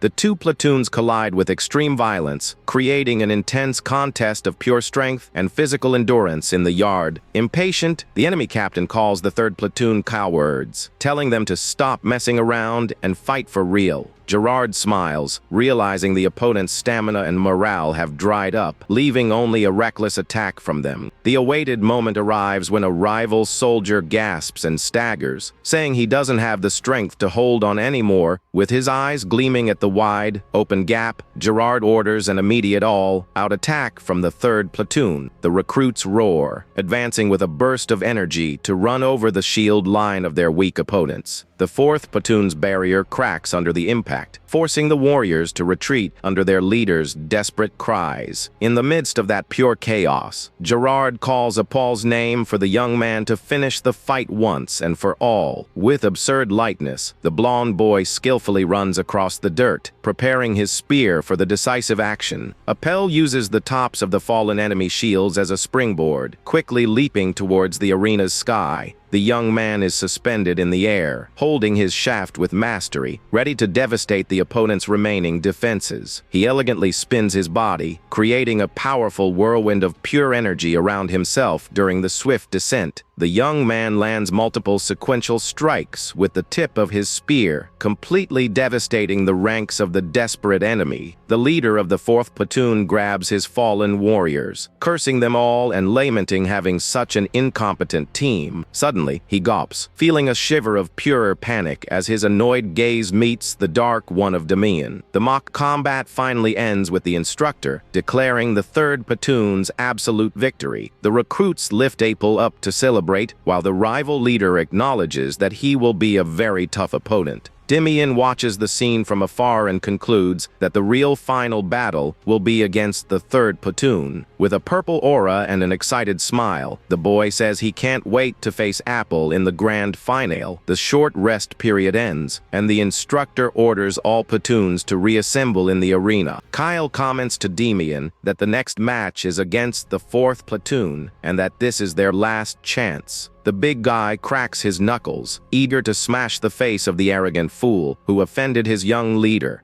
Damian analyzes their opponents, noticing they are completely exhausted and their teamwork is ruined. With a dark look, the boy decides not to go easy and plans to crush his rivals as quickly as possible. Damian's allies smile with a thirst for a fight, wanting the enemies to pay dearly for all the taunts. With a very serious expression, the protagonist demands total focus from the team to end this match in a flash. The squad's recruits agree immediately and eagerly await the boy's orders. The 1st platoon organizes firmly and perfectly aligned around the group's red flag. Meanwhile, the rival team holds the blue flag, showing strong fatigue even before the fight begins. The referee shouts the start of the match as Damian and the enemy leader exchange looks full of intense rivalry. Without wasting a single second, Damian's army advances quickly across the field, kicking up dust wherever it goes. The aerial view shows the first platoon's rapid approach against the enemy forces waiting still. The boy notices that the opponent's square formation is so sloppy that a simple frontal attack would be enough. Even so, he tightens his grip on his shield, determined to crush the enemies so perfectly they'll never rise again. Damian calls for the big guy, who lets out a beastly roar as he takes the lead of the army with extreme force. The brutality of the advance throws the defenders back, completely shocked by the inhuman strength of that monster. The enemy leader despairs once more, cursing his soldiers and telling them to use more force to block. In tears, the opposing captain shouts for the shield bearers to defend the flag while the spearmen attack. Suddenly, the protagonist leaps high, crossing the air and reminding the captain he would never forget the insults. The leader of the 4th platoon freezes in complete terror, seeing the terrible threat falling right on his head. With a relentless aerial attack, Damian lands a violent kick directly in the face of the terrified enemy leader. The strong impact knocks the opposing captain to his knees on the arena floor as the boy lands with style. Humiliated, the young man glares at the boy with hatred, warning that there's a limit to him underestimating others. He grips his own spear tightly and angrily asks if the protagonist thinks he's a scarecrow. In a fit of rage, the enemy leader charges with his weapon, certain he'll easily win in a direct duel. Damian parries the spear with extreme ease and thinks with a sigh how predictable that fool's movements are. The protagonist disarms the opponent in the blink of an eye, mockingly asking if that's all he's got. The captain of the 4th platoon stares at his own trembling hands, completely shocked at being disarmed so quickly. Walking calmly, the boy holds his spear and laments that the enemy dropped his weapon over such a small thing. Without showing any pity, Damian takes the captain down for good and violently steps on the fallen opponent's chest. With frightening eyes, the young man warns that dropping your weapon on the battlefield is the same as begging to be taken out. The boy envelopes his own fist with pure mana, ordering his rival to never forget that important lesson. To ensure the message was understood, Damian slams the opponent's face into the ground with a powerful magic punch. The enemy is knocked out completely, while the protagonist sighs, thinking the whole fight was very boring. The official in charge observes the state of the rival squad and declares they are in no condition to fight anymore. The instructor raises his arm, preparing to make the long-awaited official announcement of the match's result. Damian proudly raises the enemy flag, and the referee finally declares the 1st platoon's absolute victory. With a huge, relieved smile, Kyle celebrates the triumph, stating that was to be expected from the genius Damian. The officials watch the enemy leader's rescue, astounded by the unreal skills of a 13-year-old boy. One of the instructors admits the boy is a true prodigy and perhaps stronger than the superiors themselves. Another official smiles, unable to disagree with that statement, until he feels an intimidating presence approaching. Curious about the sudden change in atmosphere, the man turns his head back, trying to understand who just arrived. A one-eyed man with a very intimidating appearance emerges on the field, revealing himself to be a famous special instructor from the kingdom. All the officers are startled by the unexpected visit and give a military salute with great respect. The feared visitor observes the arena and calmly asks Brian if that boy is the promising rookie he mentioned. Instructor Brian confirms to the one-eyed man that the young man was the standout of the training. The mysterious visitor gives an excited smile, noting that a very interesting recruit has joined them. Meanwhile, in the barracks, a cadet throws the door wide open, desperately shouting that this is crazy. Damian doesn't understand the commotion, and the young man explains, out of breath, that a very important guest has arrived at the fort. The rookie reveals that the man is a legendary instructor from the 3rd Division and that all the officers fear him. Curious about the information, Damian asks for the legend's name, but the cadet scratches his head, trying to remember. The boy tries to guess the name Reinhardt, and Damian's eyes immediately widen in total shock. With a choked voice, the protagonist whispers the name Leonhardt, dreading what it means. The young man taps his forehead, confirming the name, but Damian is already getting out of bed and running out in a hurry.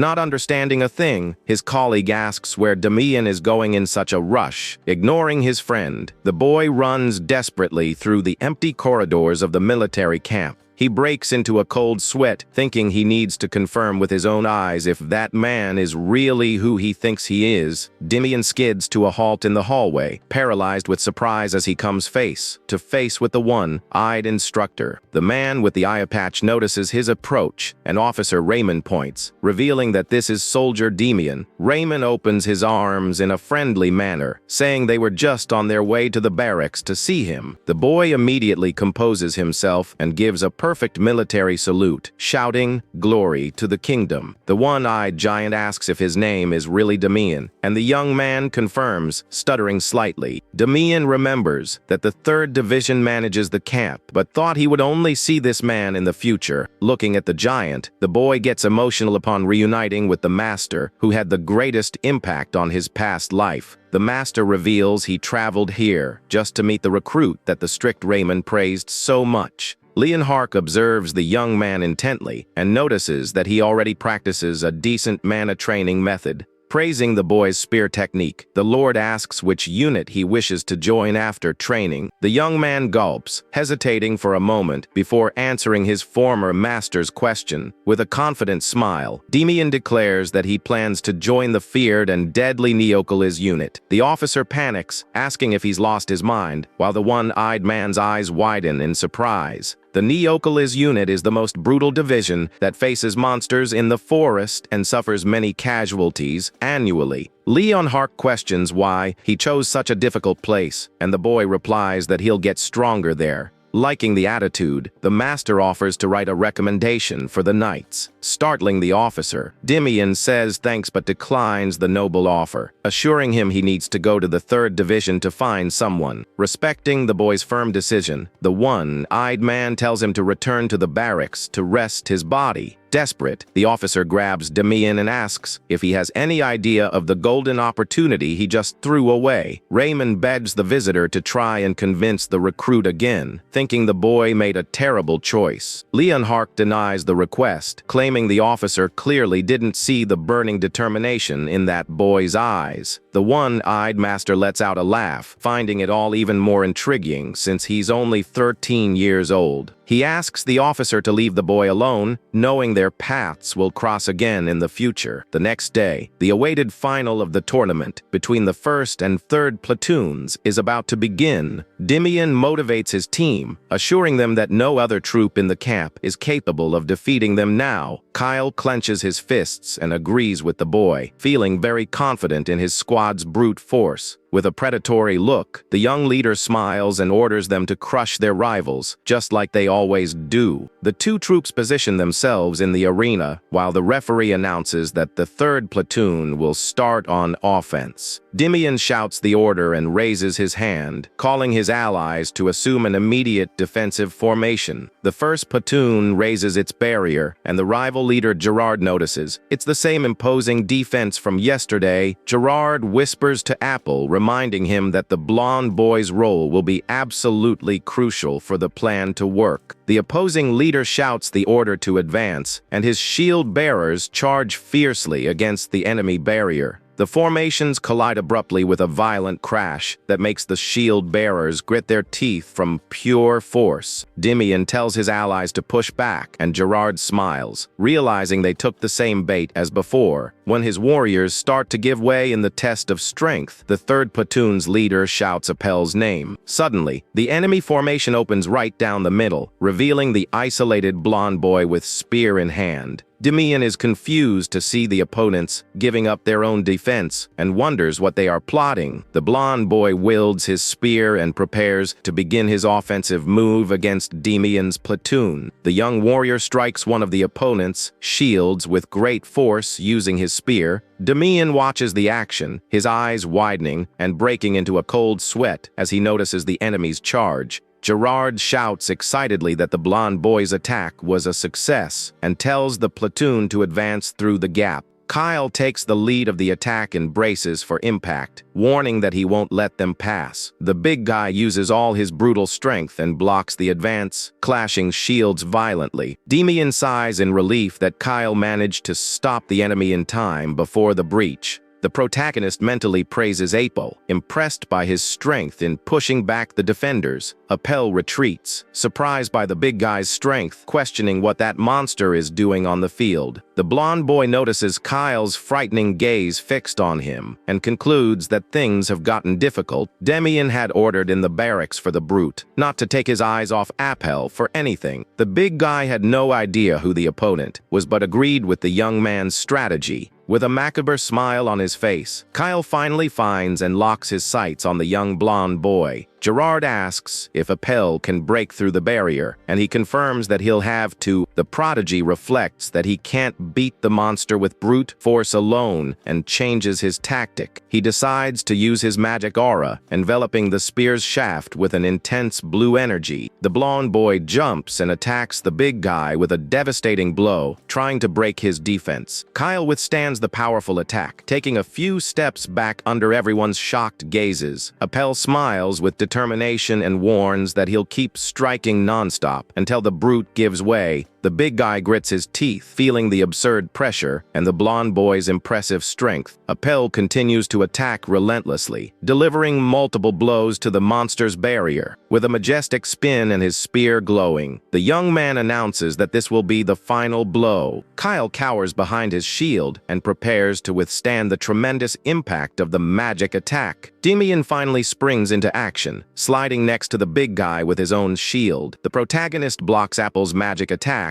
using his mana and saving his comrade. The two young prodigies exchange intense gazes during the clash of their two weapons. The shrill sound of the whistle cuts through the air, immediately announcing the end of the time limit. Kyle and Damian stop instantly, still processing the sudden end of that round. The instructor declares that the third platoon failed to capture the flag and decrees their defeat. Apel is frustrated and breathless, surprised that he couldn't take down the monster easily. Damian approaches the big guy, panting, and asks with concern if his friend is hurt. The protagonist suggests Kyle rest, but his friend refuses, saying no bones were broken. The young man warns his friend that getting seriously hurt now could ruin his official graduation. Accepting the advice, the big guy agrees to protect the flag and leave the attack to Damian. Kyle holds the flag firmly, ordering the young man to go crush the enemies for him. The instructor announces the change of sides and tells the first platoon to prepare for the final attack. Damian knows everyone is tired, but wants to end the match without using all the remaining time. With a determined and very sharp look, the boy promises to finish everything in exactly 5 minutes. The protagonist fully activates his mana, covering his body with a powerful purple aura. On the other side, Jard leads the defenders while the blonde boy Apel guards the flag behind them. Damian is confident in victory and guarantees he will capture their prize before the time limit ends.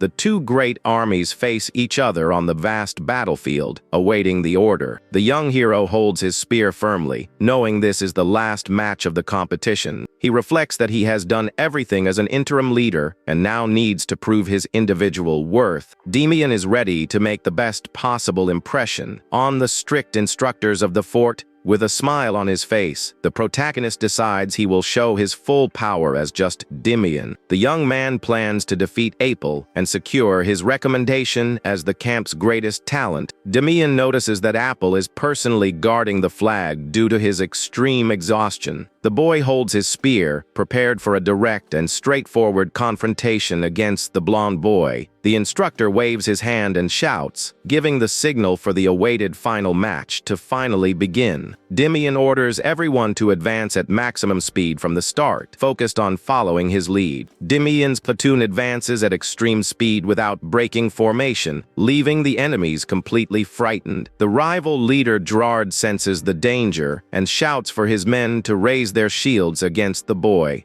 Damian skillfully slides across the ground. While the enemy leader thinks that charge will amount to nothing, the boy concentrates powerful purple mana in his weapon, promising to pierce the opponent's defense at once. With an agile leap, the protagonist delivers a brutal attack, glowing with magic energy against the shields. The blow is so powerful that it pierces the enemy's solid defenses with ease, startling the rivals. Without giving them time to react, the young man spins his spear and strikes low, knocking down the warriors in front. With eyes burning with determination, the hero shouts for his team to charge through the created opening. The allied squad advances with full force, running over the enemies who desperately try to block the invasion. In the midst of that chaos, the skilled warrior spins his spear as the opponents try to fight back. The protagonist dodges nimbly and takes down another enemy recruit, clearing the path even more. Realizing the great threat, several opposing soldiers surround the boy, attacking him at the same time. The agile combatant delivers a swift leg sweep, hitting the opponent's ankle, who falls screaming in pain. Realizing the perfect moment, the leader shouts, demanding his entire platoon regroup immediately. Kyle appears, laughing, and smashes the enemies with his large shield, showing the raw strength of the first platoon. Gerard is amazed by the incredible speed of the advance but deduces that the boy is their true strength. The blonde prodigy coldly analyzes the situation, deducing that he just needs to hold back the leader to avoid defeat. Appel takes the lead of the army and asks his captain to guard the flag while he fights. The opposing captain grits his teeth, frustrated at having to depend on the strength of a mere child there. The young protagonist faces the approaching blonde boy. Knowing this will be the great final battle, Damian recognizes the fearsome Apple, remembering that in the future, he will become a giant general of the kingdom. The two greatest talents of the camp charge and begin to exchange fierce blows in the center of the arena. The protagonist smiles excitedly, seeing the perfect chance to test his own strength against a genius. The hero delivers a powerful blow to the ground, revealing that his first move was just a feint. With a sharp smile and gleaming eyes, the young warrior prepares his real surprise attack. Appel brutally counters using his blue magic, while the protagonist complements the weight of that attack. The spears, covered in magic mana, clash violently, creating sparks all over the battlefield. The blonde prodigy spins his weapon with extreme mastery, showing he is not the least bit shaken in the fight. Wielding his weapon with vigor, the protagonist taunts the talented rival, telling him to use everything he's got. Damian jumps, delivering a violent magic attack, vowing to fight with all his strength to win. The boy unleashes multiple fast and precise strikes, forcing the blonde boy to dodge quickly. The hero notices his spear cracking and realizes with shock that the opponent's magic has overwhelming force. The young men retreat, and the protagonist wonders if this brilliant warrior also has a commoner origin. The blonde boy pants, staring at his rival, impressed by the absurd mana control that boy possesses.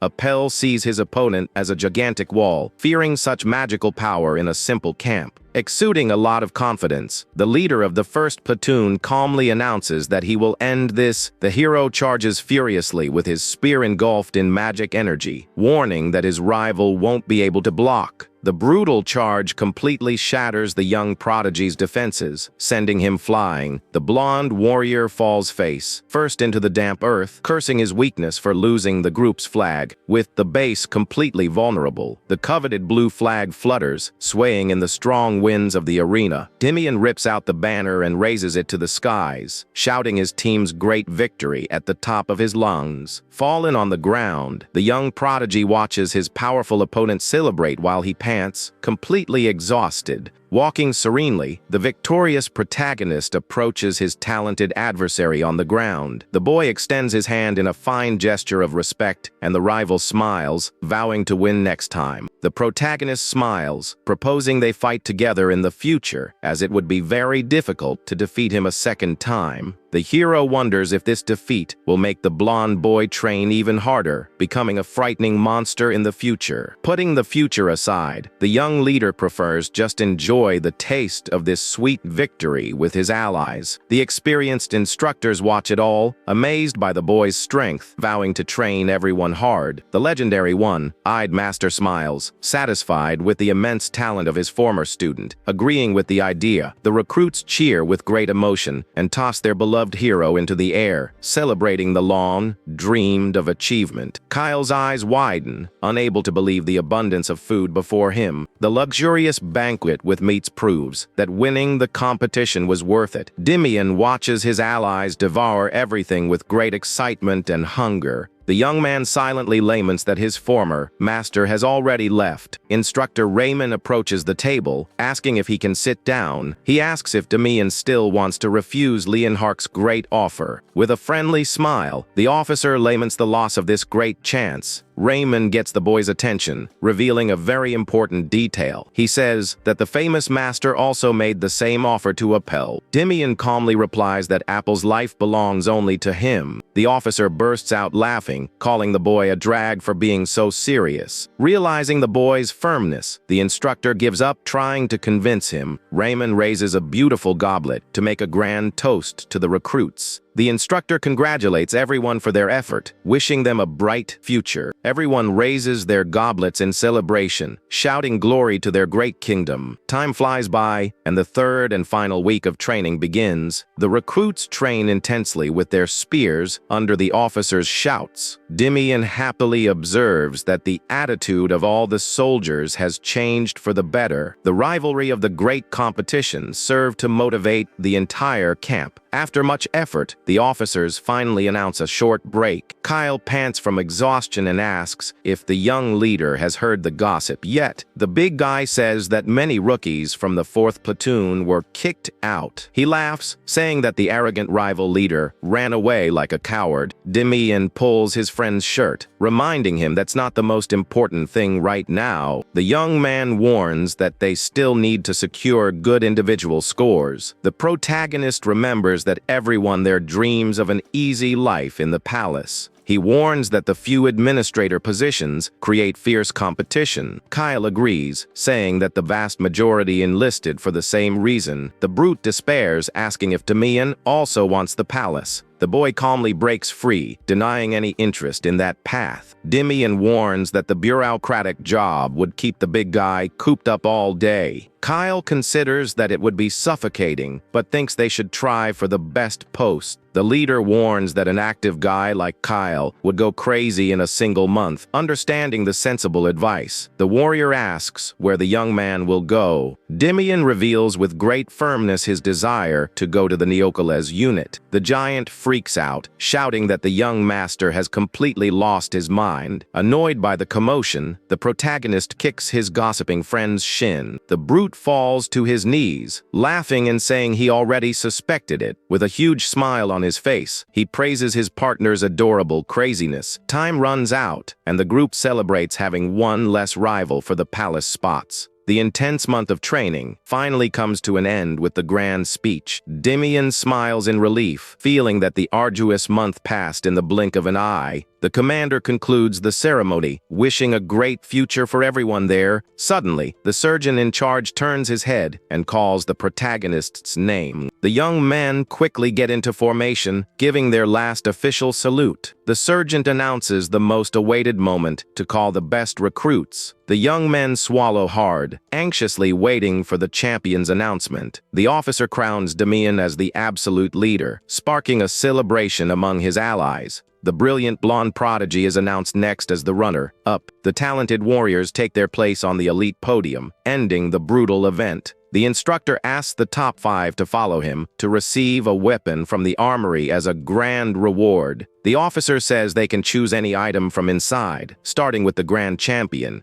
Damian. The boy opens the heavy door with an excited smile, feeling his moment has finally arrived. Walking through the armory, the protagonist is surprised by the excellent organization of the vast place. He observes the magic potions on the shelves, wondering if there's any hidden treasure there. Realizing there's nothing hidden, the young man decides to just grab what he needs and leave quickly. His steps lead him to a specific target that caught his attention. Since he entered the large room, the hero reaches his hand toward a shelf, mentally celebrating that he found his item. He picks up a ring, remembering that this item grants temporary invisibility. When infused with mana, the warrior walks back satisfied, knowing the other rookies would never notice the magic ring. The officer tells Apple to go in, while the protagonist reflects that only the blonde boy could have noticed the item. The hero wonders if in his past life, the brilliant rival had chosen that exact special ring. Staring at the closed door, the young champion is very curious to see what the blonde boy will choose. To everyone's great surprise, the prodigy leaves the huge armory much faster than expected. Damian's eyes widen in shock, wondering how his rival made such a quick decision in there. Kyle notices his friend's reaction and asks what's wrong, but the leader plays it off, saying it's nothing. The protagonist stares at the small seal in Apple's hands, absolutely certain of what that item was. That was the crest of an ancient fallen kingdom, making the hero connect the dots about his rival's strength. Analyzing the mysterious boy, the leader concludes that he might have a strong connection to that ancient kingdom. After some time, the instructor gets the group's attention, asking if everyone has chosen their weapons. The man notices Apple's seal, asking if he knows the item, and the blonde boy says he felt divine power. The officer smiles, confirming that it is indeed a seal imbued with the power to ward off misfortune. Satisfied, the instructor also praises the other boys' excellent choices of spear and shield. Turning his gaze to the Grand Champion, the man asks if he is really sure about that choice. The soldier explains that the ring only serves to reduce body weight, leaving the hero very confused. Realizing the boy didn't know, the instructor suggests he put the magic ring on his finger and test it.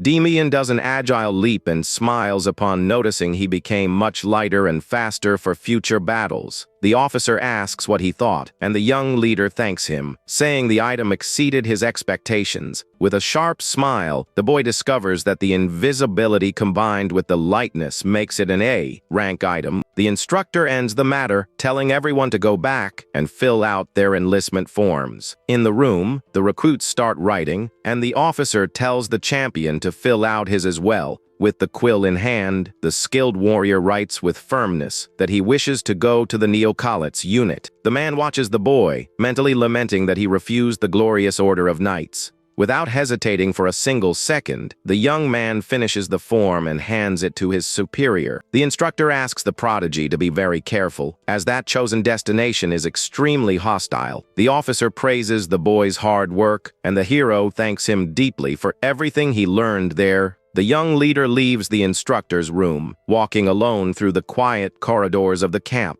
Reflecting on his imminent departure, he feels a tightness in his chest until he hears someone call him. The skilled Apple approaches hurriedly, revealing he overheard the hero's entire conversation with the officer. The blonde boy questions his reason for refusing the knights, and Damian says he doesn't belong in that place. Clenching his teeth, the runner-up reveals that he accepted the great recommendation from instructor Leon Hark. The protagonist smiles, touching his friend's shoulder and assuring him he will be very successful among the nobles. The boy laughs at the irony of his rival, praising the place he himself refused, calling him unpredictable. Changing to a more serious tone, Apple asks the hero to be careful in that dangerous combat unit. The two greatest talents of the camp shake hands, smiling and promising to meet in the future. With a serene look and much confidence, the victorious protagonist thanks his former rival for the concern as he watches his comrade leave. Damian wonders if he has any idea of his glorious destiny. The hero knows the boy will become a fearsome general and looks forward to seeing his strength in the future. Satisfied with that great ending, the champion decides to go say goodbye to his dear allies. The leader opens the barracks door to find all his faithful companions waiting for him. Kyle runs towards Damian, calling his name loudly inside the spacious barracks.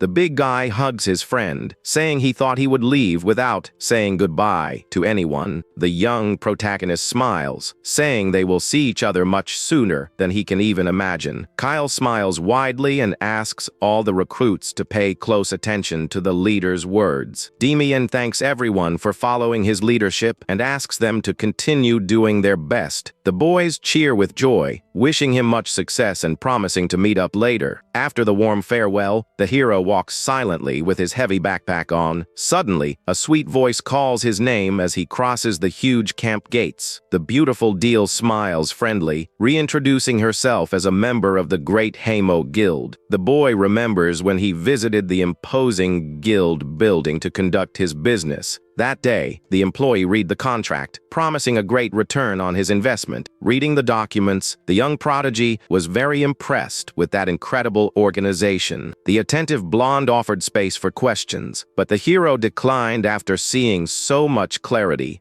Damian told them to proceed with the terms, saying they would soon bring him the insurance money. The beautiful girl agreed and was about to show the detailed contract, but the confident boy interrupted her. The hero smiled friendly, claiming to fully trust her competence to handle everything. DL was silent for a brief moment, impressed by that boy's unique personality. In the present, the employee opens an exquisite box containing the precious investment fund. The woman's eyes widen in total shock at the absurd fortune that was inside. The boy points out that the promise was 300 coins, but there's much more than 500 here. Desperate, the girl says she'll need to review the entire contract, but the hero says it's not necessary. Damian thinks that she could have taken advantage of his young age, but acted with complete honesty. Back at the camp, the woman asks which military unit the talented young man will be sent to. Closing his eyes, the protagonist calmly replies that he is going to the no-call-its unit. Deal despairs, finding it absurd that the best recruit is going to such a dangerous place. Exuding pure confidence, the boy gives a sharp smile, saying that if he's taken out, everything will go to her. The mood quickly becomes heavy, and the woman scolds the young man, saying she doesn't like that kind of joke. The hero gulps, surprised to notice that this gentle woman can also be scary. Changing the subject, the young woman asks about his departure date, and he reveals he'll leave in just 3 days. The guild representative nods in relief, bowing to assure him the gold will be put to good use. As she leaves, the young prodigy reflects happily that this whole big problem has been solved. Knowing he'll soon be in a hellish forest, the boy decides to just eat and enjoy his days. The young man enjoys the rest of his stay, devouring a lot of meat and drinking in the streets of the big city. Time flies by, and the hero reads his map at the forest entrance, feeling it's time to go. With his heavy backpack, the warrior knows he brought the right items and now just needs to get going. Suddenly, the boy hears hurried footsteps approaching and turns his head, extremely confused. Kyle appears out of nowhere, bursting into laughter and reminding him that he said they would see each other soon. Damian stares at the big guy in total disbelief, refusing to believe what he was seeing. The giant grabs his partner firmly, saying their friendship wouldn't end so easily. Kyle smiles, saying he also requested a transfer to the dangerous neocolites to fight alongside him. The two friends walk together towards the dense forest, talking excitedly about the future. A mysterious voice tells the two boys to wait. Catching the inseparable warriors by surprise, Dial appears, panting, and sighs with great relief for having managed to catch up to them in time to help. The protagonist questions the reason for that surprise visit while admiring something giant behind her. The beautiful girl points excitedly to the huge luxury carriage she prepared for the hero's journey. The dedicated blonde lists the various provisions she arranged, leaving the boy quite confused. She smiles and points at him, saying it's a small gift for the sincerity he showed. The woman looks down shyly, saying she spent the last 2 whole days arranging it. The hero and the big guy are perplexed by such generosity. While the young woman asks them to take care, Damian says goodbye, confused, remembering that the carriage was a future investment he had promised.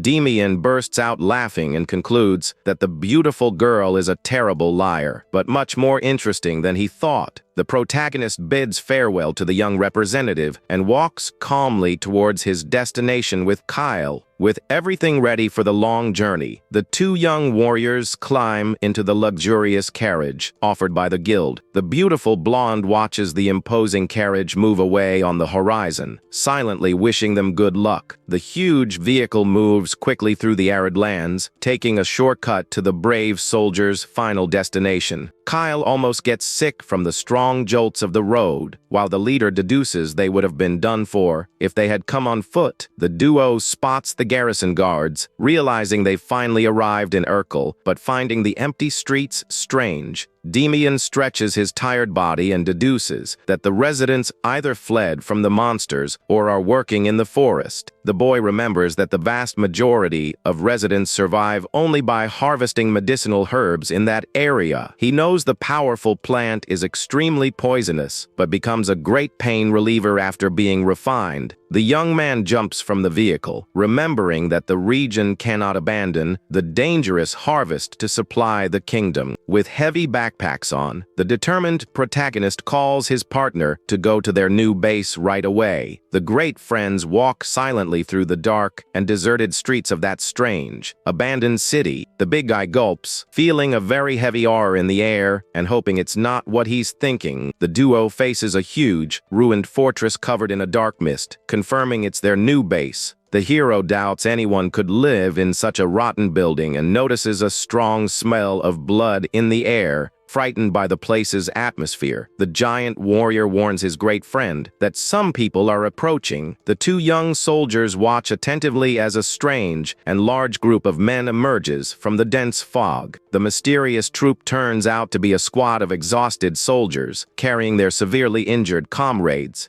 The warriors' worn-out armor clearly displays the imposing official emblem of the terrible Neocolites unit. The protagonist coldly observes the suffering of his new base comrades, walking with great difficulty. The injured men slowly enter through the main gate of the fortress, plunging into the deep darkness. Kyle is terrified by the scene, asking why everyone there looks like actual phantoms, and the young hero sighs. Without looking away, the champion tells his friend to get used to it, as this is a place where you fight for your life every day. The brave boy closes his eyes, trying to understand why he's remembering his own past right now. In his past life, the veteran warrior taught the younger soldiers, asking what their greatest duty was. The recruits would answer, smiling, that it was to obey orders or take down the nation's enemies. Bringing everyone along, the bitter warrior listened to the excited answers of those little children, maintaining a sad silence. The instructor would give the young soldier a hard slap on the head, who would complain of pain without understanding the sudden fury. The powerful captain revealed that answer was the worst possible, teaching that the great objective is not to fall. With a dark look, he demanded his subordinates value their own lives and survive at all costs. The master stated that everyone should become frighteningly strong just so they wouldn't fall in the brutal combats. Back in the present, the boy smiles bitterly, remembering that all those beloved students were lost in the end. Without further hesitation, the brave protagonist moves forward, telling his partner to follow him into that grim fortress. The boy states sternly that they traveled here to get stronger and can't waste a single second. Fearing the worst, the big guy remembers the dark faces of the soldiers, suggesting they wait for a calmer moment. Completely ignoring the giant's fears, the determined warrior continues walking towards the dangerous garrison. The brute curses his best friend's immense stubbornness and runs desperately so as not to be left alone in the street. Inside the building, a furious soldier kicks some boxes, in tears, cursing the attitude of the garrison's leaders. The furious warrior shouts that the leadership tricked them, as there were more than 30 brutal orcs setting up an ambush.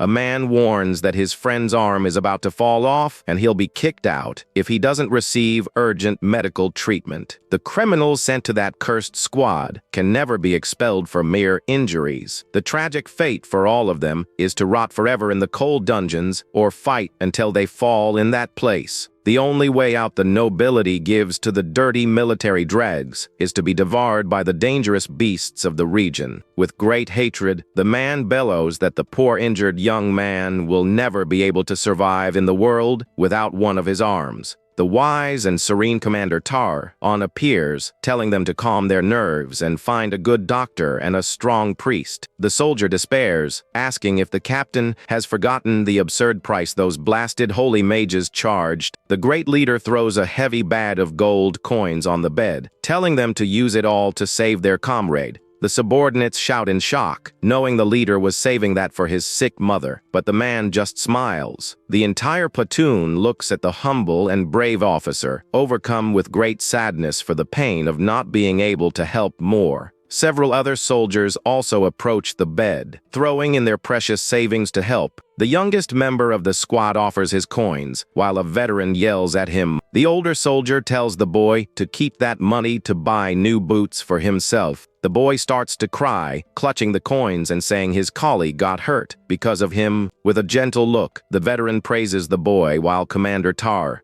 tells them to call a priest. The leader takes the opportunity and asks the young soldier's age as he runs to the door. The boy replies that he is 18, and the leader reflects that it's been a year since he enlisted. Tar prays for the injured to hold on until another man enters, shouting for the commander. The panting soldier announces loud and clear that the new recruits have finally arrived. The veteran and the other warriors turn instantly with frightening, glowing eyes. Tar sighs tiredly, admitting he had completely forgotten about the rookies due to the great battle. The great commander immediately calls the young recruit to give him a new order. The veteran starts to carry the injured man with another ally, disappearing down the corridors. Before leaving, the wise leader tells his youngest soldier to go greet his successors. In the main room, Tar attentively observes the pair of rookies who have just arrived at his base. The commander analyzes Kyle and concludes that his brute force will be very useful in the bloody fights. However, the great leader shifts his gaze and begins to seriously stare at the young hero before him. The experienced warrior questions if Damian is only 13 years old, and the boy confirms. The man is startled, knowing the hero is 5 years younger than the youngest in that terrible base. The leader reads the rookie's papers, stating he can't understand what goes on in children's heads. Kyle proudly intervenes, revealing that his great friend was the best recruit in the camp. The commander smiles, warning that scores mean nothing, as this place is a true inferno. Damian says he already knew that, and the leader questions the big reason he came anyway. Without prolonging the matter, the officer shouts, calling the young soldier who runs into the room. Tar orders the recruit to show the boys the barracks and have them clean everything perfectly. The young soldier just nods in confirmation and calls the pair of rookies to follow him. The silent trio walks slowly through the long corridors of that dark and ruined fortress. The guide explains that there are no ranks there besides the commander and his faithful vice commander. He points out that the entire hierarchy of the base is defined only by who arrived first. The soldier presents the room, telling them to pick any bed, since they won't be using them for long. Kyle is extremely confused and asks what those strange and morbid words meant. The soldier reveals that he's been there for a year, but is surprisingly still the newest member of the troop. A tragic scene of a great takedown flashes through the warriors' minds, bringing a very heavy mood. The young guide's eyes tremble with fear as he musters the courage to tell the sad reality. The recruit grimly explains that all the people who arrived after him ended up perishing. An absolute silence fills the room as the rookies digest that shocking information. The soldier sighs and tells the duo to clean the whole room before he continues his explanations. The young man leaves, slamming the door and leaving the new warriors alone in that dirty room. Kyle sits down furiously, cursing the soldier for dropping such a tragic piece of information right away. Kyle notices Damian's smile and indignantly asks the real reason for that sudden joy. The hero recalls his past, thinking to himself that his dear friend is still the same. Ignoring his partner, the young warrior grabs a cloth, telling Kyle to focus only on the exhausting cleaning.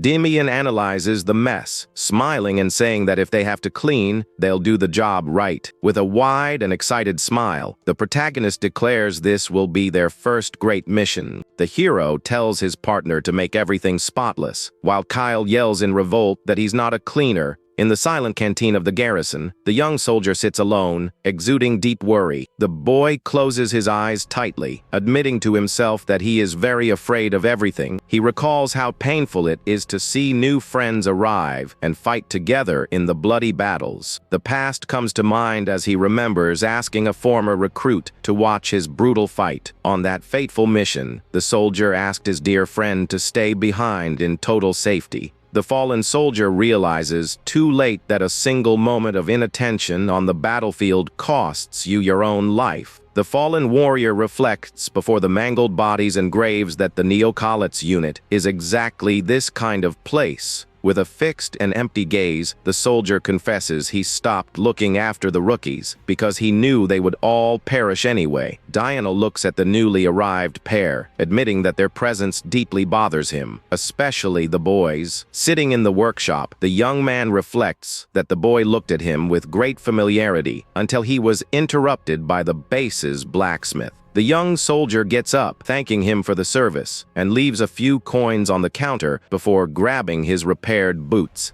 The worker comments on two lost boys who were in front of the base and asks if they were the new recruits. With a pitiful expression, the man states that the pair looked so useless he almost mistook them for a defense team. Without paying much attention to the shopkeeper's comments, the young warrior gives a polite bow and promises to come back another time. Walking back to the barracks, Diana decides he needs to break the rookie's spirit and hope immediately. The young man knows perfectly well that useless feelings like motivation and pride are things that only cause people to fall in that place. He slowly opens the heavy door of the room, absolutely certain that the newcomers failed miserably in the order to clean everything. The veteran's eyes widen in total shock, unable to believe the impossible scene right in front of him. With a dirty face and a cloth on his head, the smiling boy notices his senior's arrival, pausing his intense and heavy cleaning. The soldier is completely frozen at the door upon seeing the two rookies scrubbing the floor of a room that was already sparkling. Two other warriors appear behind him, quite startled, asking how hard the recruit went on those boys. Breaking into a cold sweat and still paralyzed by the great surprise, the young man stammers, replying that he actually did absolutely nothing. The small protagonist approaches, holding a bucket, and excitedly asks his shocked superior to evaluate all their effort. Diana stares at the impeccable barracks, remembering that rookies usually shirk work, and starts to form a grand theory. Trembling with frustration, the veteran comes to believe that this exaggeratedly shiny cleaning is a form of clever defiance. Suddenly, the young man's train of thought is broken by a very loud and cheerful laugh echoing behind the dumbfounded soldiers. The great leader Taron bursts out laughing, praising the doe's excellent work and saying the place looks brand new. The warriors in the background whisper, quite shocked to see a big smile from the terrifying man who never showed emotion. With a friendly and satisfied smile, the experienced commander waves his hand, telling the new recruits to approach. The great leader looks at them with curiosity, asking if they were really the ones who cleaned everything, and the duo confirms excitedly. The man deepens the question, asking why they cleaned so intensely when it would have been much easier to pretend they did. The boy promptly replies that it was an order from Soldier Dianel, and that they had to follow all orders from a superior. The commander looks at the rookies, reflecting that his long life fighting on battlefields taught him how to analyze anyone. Looking at a panting Kyle, the leader immediately deduces that the giant would be ready for battle with very little training. However, he looks at the boy, confessing he can't read him and doesn't understand why the best cadet would come to suffer in this place. Feeling there's a strong reason for volunteering, the commander interrupts his thoughts and demands everyone's attention.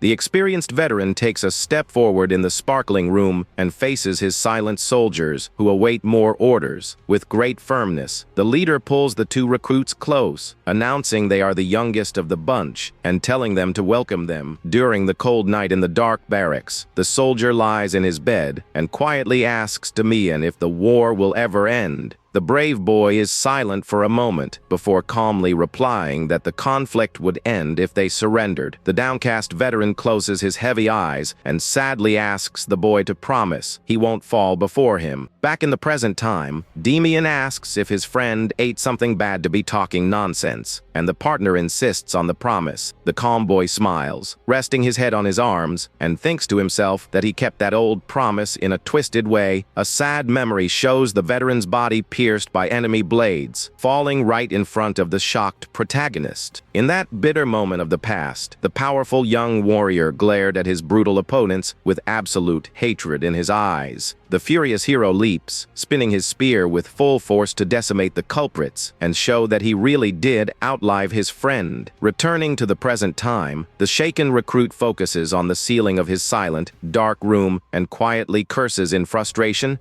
Giving up on sleep, the boy messes up his hair and concludes that training his mana cultivation will be his best alternative. The young soldier walks through the dark surroundings of the base, calmly venturing into the mysterious forest at dawn. The skilled young man hears a distant sound and watches from the shadows, wondering who the crazy person training at this hour would be. Peeking through the huge bushes, the boy discovers that the persistent lone swordsman was none other than the young Damian. The protagonist remains hidden, observing the veteran's strength and concluding that he was already a huge training fanatic. Noticing his partner's extreme exhaustion, Damian realizes how incompatible that giant sword is for Dianol's speed. With a confident smile, the boy is amused, thinking that his proud partner would try to hit him if he suggested changing weapons. The next beautiful morning, all the recruits face the mountain as the leader announces the day's brutal physical endurance training.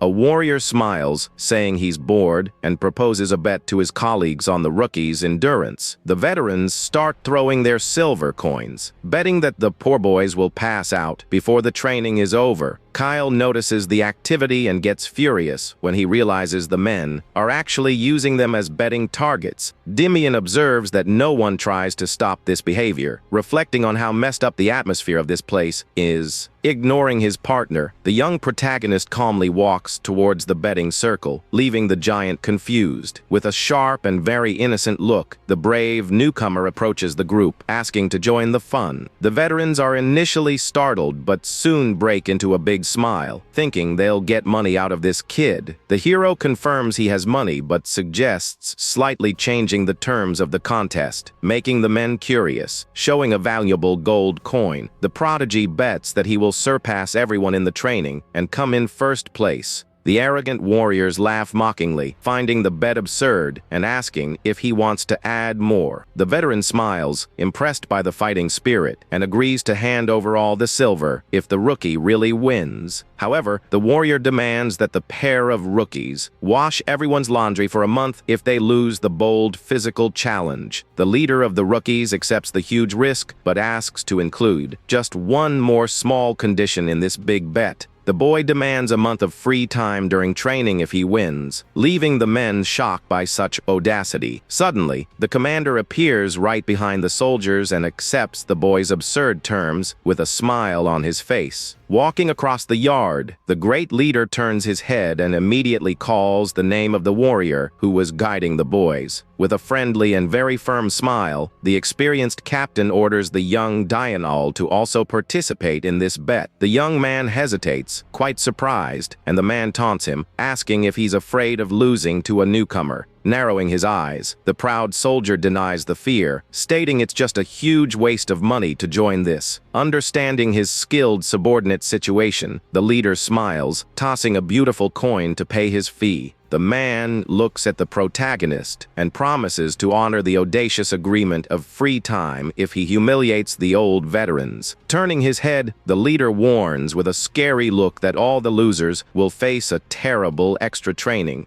The furious veterans grit their teeth, staring at the newcomer and promising to use all their brutal force to crush him. The protagonist smiles with his head down, celebrating that his brilliant plan to stir up their spirit worked. He knows he needed to use the bet to pull the despair out of that cursed squad and force them to improve. With the great mood of rivalry created, the smiling commander announces the start of the physical training to the troop. Pointing to heavy wooden logs, the officer orders everyone to run carrying them to the mountain peak. The men complain about the absurd difficulty, demanding that only the rookies suffer through it. but they get a scolding. Exuding extreme fury, the powerful warrior tells everyone to shut up and grab the logs to start the test. The entire squad begins the terrible and grueling climb, carrying an absurd weight over the rocks of the huge mountain. A veteran pants, dripping with sweat from the great effort, while the brilliant protagonist follows him without showing fatigue. The formidable leader watches the climb from a rock while the soldiers question the change in the exercise.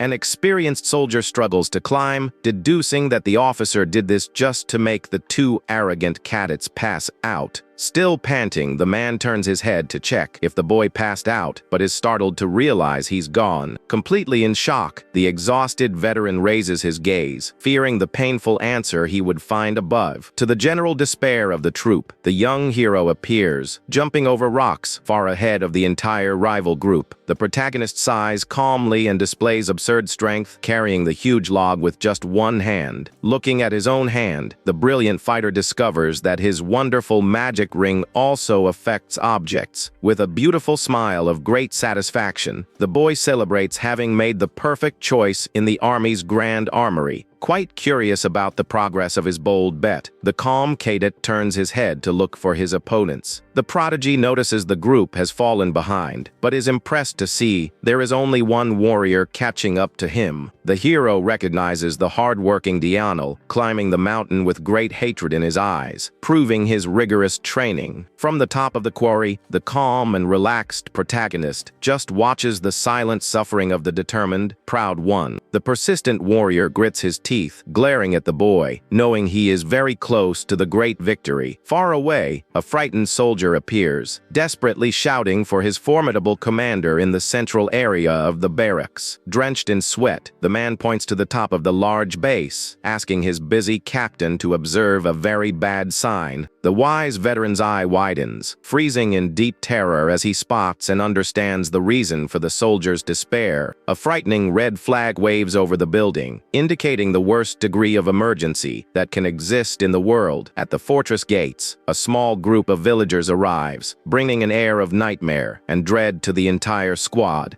The commander comes down the stairs, demanding to know the reason for the alarm, and the commoner says innocent people have perished in the dangerous forest. Tar-on quickly enters the room, asking who the victims were and the exact location of the attack. The soldier explains, annoyed, that there's no confirmation on the scale of the damage or the type of monster. The officer questions how it's possible they don't know the monster, since the commoners travel with 6 mercenaries. Exuding much frustration, the commander asks how many men can go to the forest right now. The leader orders them to gather 50 warriors as quickly as possible and leave the injured out. The veteran reflects with concern if the forest is changing, as the attacks are becoming more and more frequent. In the garrison yard, the officer confirms that the entire battalion is now properly assembled and prepared. Bathed in sunlight, the majestic leader climbs a step, telling everyone to grab their heavy weapons. The young protagonist appears right behind, stating with great firmness that he and his friend are also going along. The commander immediately denies permission, reminding him that fearsome real combat is different from training. Kyle appears, smiling, assuring them the duo can act as carriers and reminding them of their strength. Tar-on closes his eyes, frustrated at having to depend on the strength of mere cadets who just arrived at the base. Wise leader allows the duo to go on the condition that they do not enter the dangerous conflict against the beasts. The experienced officer calls his subordinate and tells him to give all the extra equipment to the rookies. The boy puts on the equipment, remembering the soldiers' talk about a supposed demon in the forest. The veteran's dark voice echoes in his memories, revealing the existence of something terrible in the region. In the yard, the boy scoffs at the possibility of a demonic monster being responsible for the attacks. The veteran reports having seen with his own eyes a possessed orc brutally beating a steel wolf. The warrior explains, trembling with fear, that the garrison had no choice but to give up that location, clenching his fists with hatred. The soldier claims the unit would have never broken if it weren't for that. Back in the present, the recruit shakes his head in frustration because the scattered information doesn't make sense. With no choice, the young prodigy focuses on being a mere carrier while accompanying the strange troops.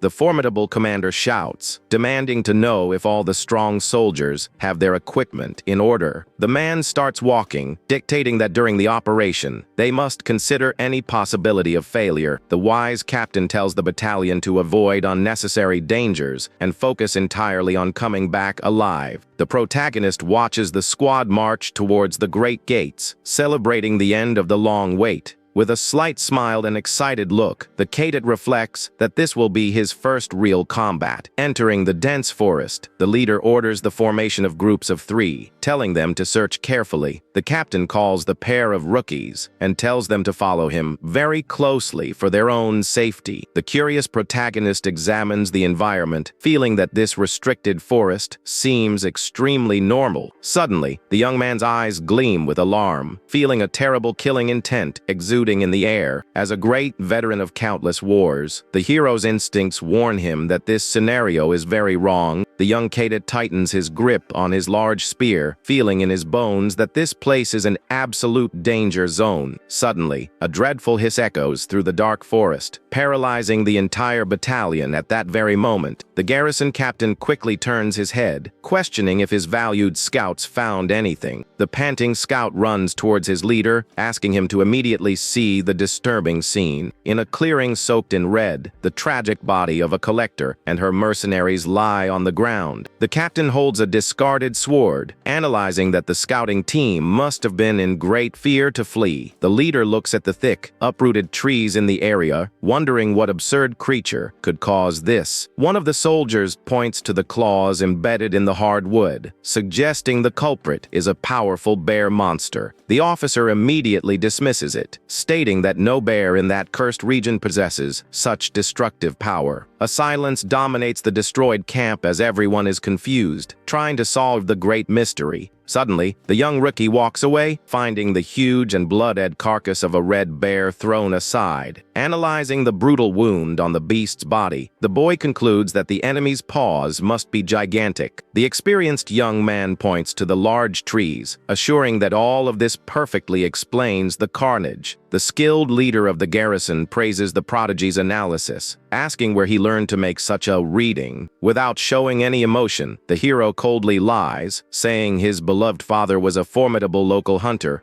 Kyle looks at his great friend, completely confused, remembering that the recruit's father was actually a proud soldier. The giant gasps in shock right after receiving a deep and threatening look from his partner, telling him to shut up. The leader orders the team to collect all the poor bodies, as the main focus now is to deliver them to their families. Damian agrees, thinking that advancing further now would be a real suicide mission without knowing who the enemy is. The protagonist smiles in relief, concluding that this gruff man is truly an excellent commander. Tar orders the entire battalion to retreat immediately and tells the injured to hurry their pace. Suddenly, the hero's eyes widen in surprise as he hears a loud noise coming from the trees up high. The cadet wields his spear in a quick reflex and shouts a warning for the entire squad to be very careful. A gigantic rock plummets from the heights and smashes into the ground, kicking up dust and injuring several warriors. A soldier cries in pain with a crushed leg while his partners despair. Not understanding the attack, the agile protagonist runs at high speed, calling the big guy to help him with the great emergency. Kyle obeys immediately and uses all his enormous brute strength to try to lift the crushing boulder. With glowing eyes, the prodigy concentrates his strong mana in his hands, trying to help lift the weight. Using immense strength, the pair of rookies manages to create a small opening under the giant rock. The brave warriors tell the squad to hurry and pull the injured soldier out of danger. The battalion pulls the man's injured body out from under the crush with extreme difficulty and desperation. The commander analyzes the serious injuries, and the hero approaches, handing him a strange magic plant. The boy tells the injured man to chew the herbs well to suck out all the liquid, and thus relieve the strong pain. Tar gets irritated, slapping the plant away, revealing it's a mancho and has an extremely fatal poison. The boy points to special seeds, saying that chewing them together nullifies all the poison and focuses on healing. The leader is perplexed by such knowledge while the poor man, choose everything desperately. Damian alerts his officer that they need to retreat, as that rock was thrown by something very close. A huge crash makes the ground tremble, and the duo turns their heads, breaking into a cold sweat before the threatening presence. A colossal black beast emerges from between the trees with bloodshot eyes, exuding a frightening aura. The soldiers freeze in absolute terror, revealing they have never seen such a monstrous black bear. Showing courage, the great commander shouts, demanding the entire garrison prepare for battle. The battalion advances, joining their swords and spears against the monstrous animal in a very dangerous charge. The huge bear delivers a violent attack with its sharp claws, cutting the wind in a single swipe. The leader shouts for his men to dodge as the beast advances, throwing the poor cadets far away. Focused on winning, Tar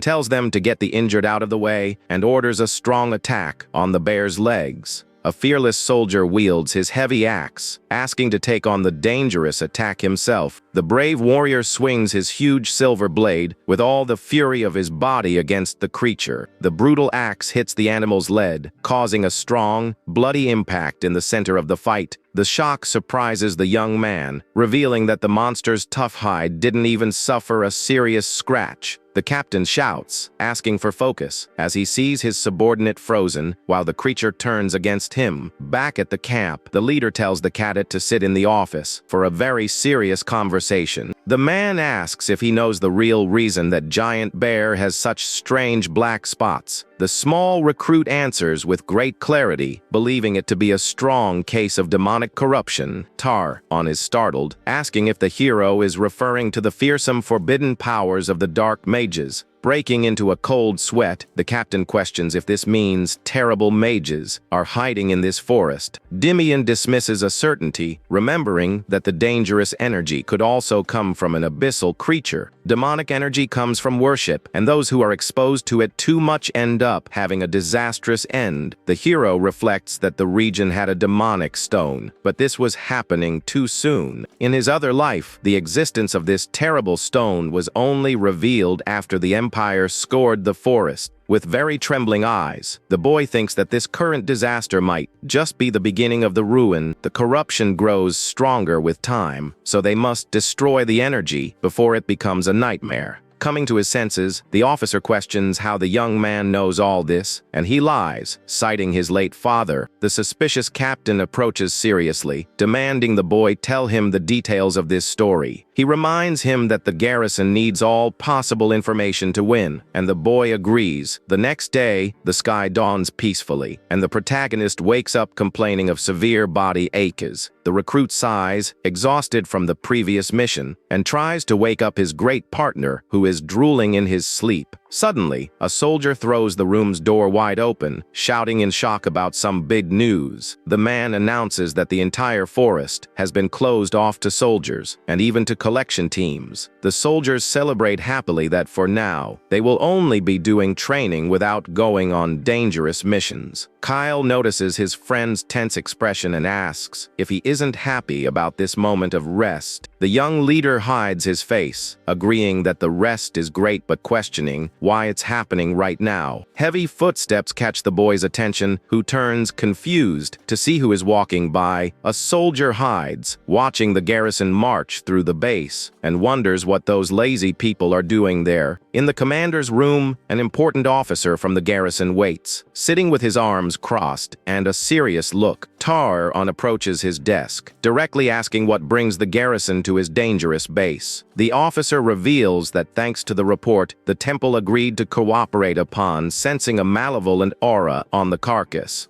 The commander is surprised, thinking if the recruit was right about the forest being connected to demonic energy. The officer warns that nothing is certain yet, so they decided to send a priest and start a large joint search operation. The man from the garrison demands that the soldier who knows about the demonic energy be taken along in this unusual situation. The officer hesitates upon learning he's just a rookie, but acknowledges that he was the one who discovered the big problem. The experienced captain thinks to himself that if they refuse the request, they will suffer great unfair treatment later. With no other options, the wise Tar calls his faithful subordinate Aaron to give a new order. The leader tells Aaron to fetch Damian immediately, while the boy is seen in his room letting out a long, frustrated sigh. On the way to the room, the boy reflects that he doesn't want to lose the favor he gained, as he intended to tell the truth at the right moment. A recent memory from the past shows the giant black bear swinging its claws violently at a soldier. The terrified warrior has no time to react and is hit head-on by the brutal beast's crushing attack. The strong impact of the blow sends the poor man flying while he rolls powerlessly on the forest floor. The frightening red-eyed monster advances relentlessly towards the fallen soldier who groans in pain on the ground. The colossal beast raises its huge, bloodied paw, ready to deliver the cruel final blow to the defenseless warrior. In a heroic charge, Captain Tar appears, blocking the deadly attack with his sword and saving the soldier. The commander analyzes the injured with hatred and vows that he will not let that cursed monster leave the forest alive. Exuding an overwhelming fury, the great leader shouts, demanding his entire squad continue attacking. The brave soldiers surround the bear, delivering spear strikes while complaining about the creature's tough hide. In the midst of the chaos, a warrior alerts Kyle and Damian to fall back and not get involved in the dangerous combat. The skilled commander advances against the beast, shouting for his strong subordinate Dianel for a joint attack. The loyal soldier leaps, delivering a violent slash with his sword and severing the bear's arm with great precision. The black bear roars in complete agony as blood spurts from its huge, newly amputated arm in the battle. Seizing the opening, Captain Tar attacks fiercely and knocks the creature to the ground with his brute force. With a lethal gaze, the experienced warrior faces the monster, coldly declaring that this is its end. The young protagonist's eyes widen in surprise as he feels a strong concentration of mana coming from his leader. The captain jumps, plunging his glowing energy-filled sword directly into the monster's chest. With a fatal blow, the soldiers laugh in relief, kicking the animal's carcass and celebrating their squad's great victory. Taron approaches the fallen body, touching the beast's hide and wondering where such a bizarre bear came from. The commander rubs his fingers on the strange black spots marked on the great slain beast's face. A soldier approaches, concerned, suggesting the spots might be a deadly, highly contagious plague. The small Damian observes the marks from afar, confirming to himself that they are exactly what he feared. The cadet concludes that there is only one explanation for the sudden appearance of such an abnormal creature in that location. With his eyes glowing with determination, the boy thinks they need to find the origin of this immediately. The captain tells Aaron to watch the area and orders Brent to skin the bear to use for making armor. Surprising everyone, the rookie interrupts the order, seriously warning that they cannot use that hide. The wise leader turns his head, staring at the boy coldly and demanding to know what he meant by those words. The boy approaches seriously, and the commander states that he already suspected the newcomer knew something about the monster. Tar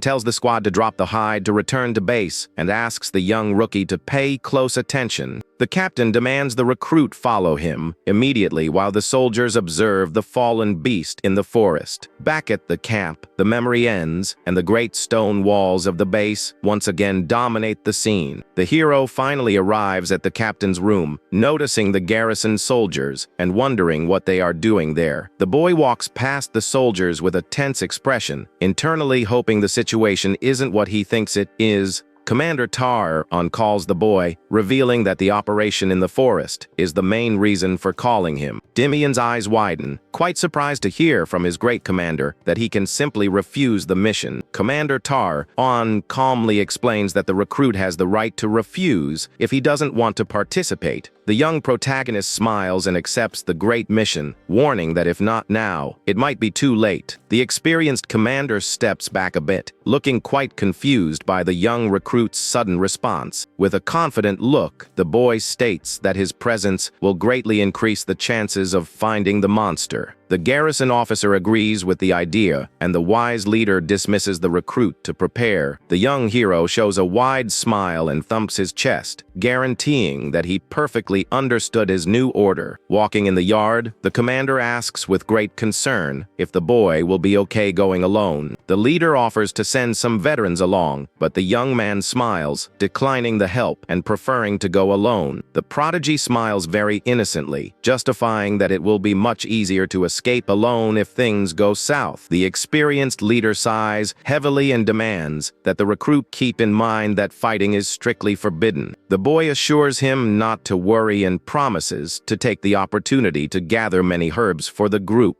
With great confidence, the hero vows he will return safely and walks away, leaving the leader watching. The garrison officer sighs in relief and comments with a smile that the base got a very peculiar recruit. The huge battalion of the search operation advances, walking through the beautiful fields towards the dangerous forest. The group is led by the gruff Captain Basil and accompanied by the beautiful priestess Claire from the great temple. The hero assesses the extravagant search team, concluding that the religious woman's presence indicates a fear of forbidden magic. The experienced Captain Basil stares at the rookie very seriously and asks if his name is really Damian. The small warrior stops walking and holds his spear, calmly confirming the captain's great doubt. With a calm look, the newcomer asks without hesitation if there is any kind of problem with his presence there. The man warns that they belong to very different units, so the young man is just a stranger on the team. The hero agilely jumps over a dip and asks the captain not to be so rigid, as he will cooperate greatly. The gruff captain's eyes widen, totally shocked by the boy's audacity, and calls him crazy. The mysterious priestess calmly turns her head and asks the startled captain who that boy is. The man explains that he is a mere recruit from Neocalites, who raised the first suspicions about the energy. The beautiful priestess's golden eyes gleam with great interest in someone who already knows about the dark energy. The silent, religious woman walks calmly through the dense forest and approaches the small, lone recruit. The hero notices her approach and asks if the great priestess is feeling anything dangerous in the area.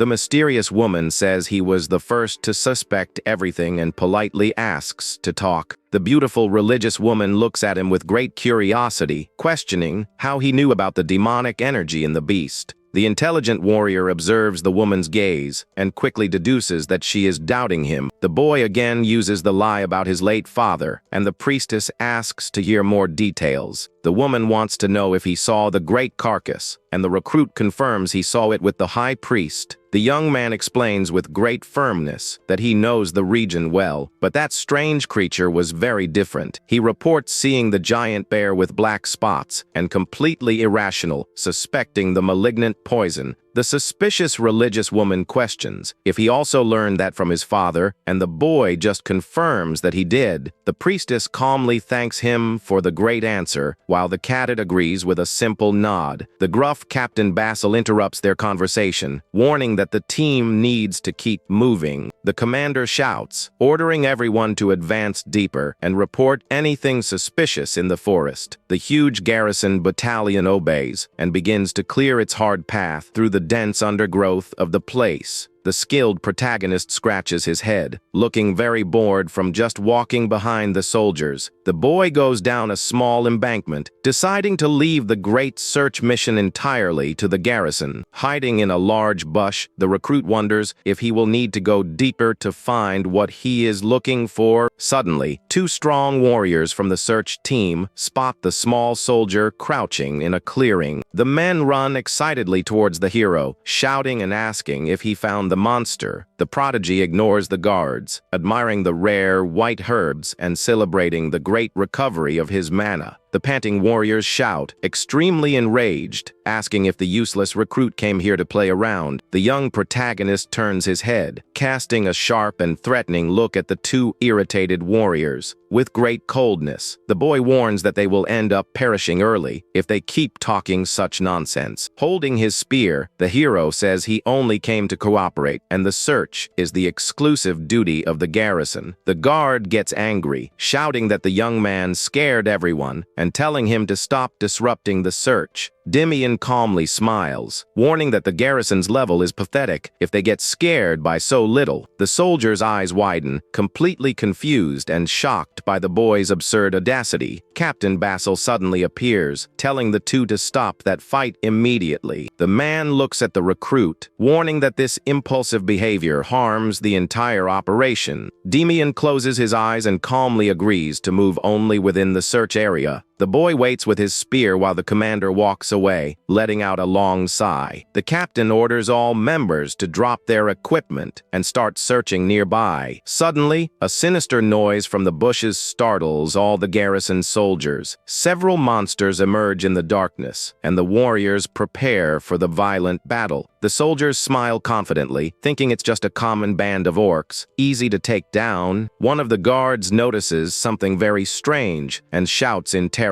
for the others to wait. They notice the dark spots and realize the orcs are poisoned by malignant energy. One of the corrupted orcs charges at extreme speed, tearing up the ground of the dangerous forest. The soldier desperately shouts for his ally to dodge the terrible beast's violent attack. The guard panics as he sees the giant blade approaching too fast to escape. A huge crash echoes as the great monster's deadly blow is blocked just in time. The shocked soldier hears a firm voice, telling him to stay focused on the frightening battle. Damian blocks the attack with his spear and calls the guard a fool for lowering his guard. The captain shouts, ordering everyone into battle formation as the horde advances. The experienced commander tells his soldiers to block the orcs, acting in groups of 3. He quickly assigns 3 brave warriors just to protect the beautiful priestess. The captain observes the boy's posture, concluding that he has a lot of combat experience. The violent horde of orcs leaps with great fury against the soldiers' defensive formation. Damian turns his head, surprised to hear the desperate cries of his new allies. The guards are crushed by the axes, and the fragile priestess falls to the ground, very frightened. The corrupted monster displays a diabolical look, showing they were totally provoked. The beasts advance against the religious woman, as divine power is the natural enemy of that plague. A brave guard tries to block the giant orc's advance to save the fallen woman. The priestess closes her eyes, trembling with fear, as she clasps her hands in pure prayer. The warrior is surprised to see an intense divine light shining in the midst of that great chaos. The young woman releases her powerful sacred power, creating a large, bright aura around her. The orc retreats, roaring in pain as it is wounded by the light that burns its dangerous dark energy. The other guards continue to suffer in the violent exchange of blows against the monster's strength. Damian advances, knowing everyone will perish if he just follows the order not to participate. The skilled hero advances, tearing through the wind, and delivers a powerful blow charged with mana. The young man leaps high over the enemies, realizing he has no other choice there. With very fast and deadly strikes, the boy pierces 2 monsters with no difficulty. One of the guards is completely confused to see the beast falling right in front of him. Damian lands on the ground and orders the startled soldier to go help the others immediately. The warrior hesitates for a moment, stating he needs to continue protecting the religious woman. The agile recruit shouts with great firmness, guaranteeing he will take care of everything in that area himself. The relieved soldiers agree with the idea and run quickly to help the injured. Damian is left alone on the battlefield, taking on the mission of protecting the kneeling woman. The calm protagonist looks at the priestess, asking if she is okay after the big scare. The beautiful woman remains paralyzed with fear, with tears in her eyes and completely in shock. The boy holds her face, telling her to wake up to reality or everyone there will be taken down. He notices her lack of experience and concludes that her divine power was pure instinct. The young man points to the battle, ordering her to release her divine power to the limit now. The shaken priestess finally regains her consciousness and agrees with the hero's order. The shaken priestess finally musters her courage and stands up, full of great determination. The beautiful religious woman raises her great staff, calling to the divine to save her flock. A huge explosion of pure sacred energy is released around the brave and pure woman. Damian's eyes widen in shock, realizing she is not not just a common priestess. The strong light takes over the entire area, and the young man deduces she is at the high priestess level. The fierce monsters roar in pure agony as they are painfully burned by the light. One of the soldiers notices the miraculous opening and shouts, pointing out the great chance to attack. Taking advantage of the huge advantage, the brave soldiers advance furiously against the monsters. The experienced squad attacks relentlessly, annihilating the terrible beasts with ease. The severed head of an orc rolls on the ground, sealing the end of the dangerous and bloody combat. The exhausted survivors pant in relief, trying to confirm if the great nightmare is over. The tired captain wipes his face, ordering an immediate count of all the fallen men. The soldier reports 8 sad losses, and the leader says they will take all the bodies. The captain asks the priestess if they need to advance to track the malignant energy. The religious woman advances firmly, assuring him there is no need to continue. She analyzes the large fallen orc, confirming that the beasts were poisoned by the plague. The priestess looks at the dark woods, fearing that something worse is happening deep inside. She firmly warns that a large subjugation force will need to be formed to fight. Damian smiles, very excited to confirm that the garrison will prepare a joint attack. The brilliant prodigy reflects on the garrison steps, calmly sheathing his weapon. One of the strong soldiers approaches the hero awkwardly, looking embarrassed. The experienced warrior looks at the boy, offering his sincere thanks for the help. The downcast squad bows in deep respect, thanking him for the protection in combat. The hero scratches his head, quite embarrassed, asking them to forget that favor. The young protagonist sighs, completely relieved for not having drawn so much attention. The recruit bends down, tying his bag and saying he worked hard to gather everything. His huge leather sack is completely full of valuable forest healing herbs. The calm boy walks towards Captain Basil, politely asking for his attention. The protagonist audaciously tells the leader to severely punish the abusive collectors. The experienced commander frowns, not understanding anything about that random request. The young man complains intensely about the absurd prices charged for basic herbs at the garrison. Without wasting any time, the rookie hands over the sack, telling him to heal the injured soldiers. The proud captain stares at the small boy, totally surprised, and just mutters, "Thank you." The great leader shouts, ordering everyone to retreat, demanding care in recovering the bodies. Damian moves away from the devastated squad, and the silent priestess watches him attentively. The beautiful woman gives a very enchanting smile, genuinely impressed by his kindness. Back at the military base, Damian reports to his own commander to share the outcome of the search mission. The bandage-headed leader receives him at his desk and calmly asks if anything important happened out there. The young man lies, saying everything was normal and that the priestess only confirmed the demonic energy in the monsters of the woods. The experienced commander listens closely to the boy's words and simply closes his eyes, nodding in silence. He places a small metal box on the desk, revealing that the garrison captain sent it to be delivered to him. The hero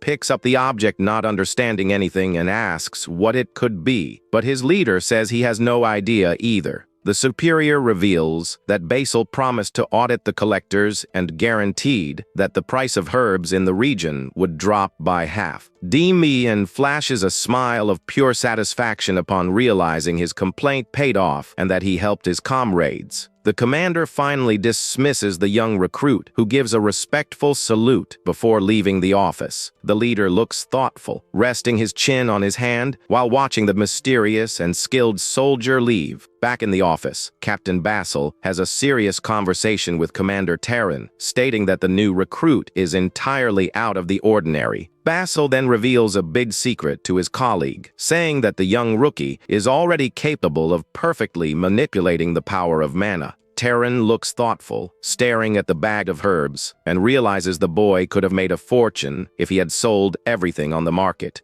The commander recalls the moment when Damian gladly handed over the plants, asking for them to be used on the injured soldiers at the base. Terran lets out a sigh with a light puff of smoke and smiles, admitting to himself that this boy is definitely not an ordinary person. While walking down the hallway, Damian curiously looks at the small box he received and wonders if he got a valuable magical ring. Upon opening the packaging, the young man's eyes glow in shock as he faces an extremely rare mana-boosting elixir. The boy gives a clever smile and mentally thanks them for the valuable gift, deciding he will make great use of that potion. Suddenly, a strong and muscular soldier pops up right behind Damian, startling him by asking if something really good happened. The protagonist hastily hides the item inside his clothes, while grumbling about the unexpected scare his companion just gave him. The warrior laughs at the younger one's exaggerated reaction and asks what he just hid so suspiciously inside his coat. The young man lies while whistling, pretending he only got some medicine from the captain for his aches, leaving his colleague very surprised. The big guy regrets not joining the fight, but Damian calms him down, assuring that soon there will be plenty of battles for all of them. Shortly after, the young man pushes open the door to the garrison barracks, having no idea about the warm welcome waiting for him inside. The squad members crowd around the young man, very excited, celebrating the huge amount of herbs he brought back from the forest for them. They mess up his hair and pinch the protagonist's cheeks, praising the impressive intelligence of that amazing boy.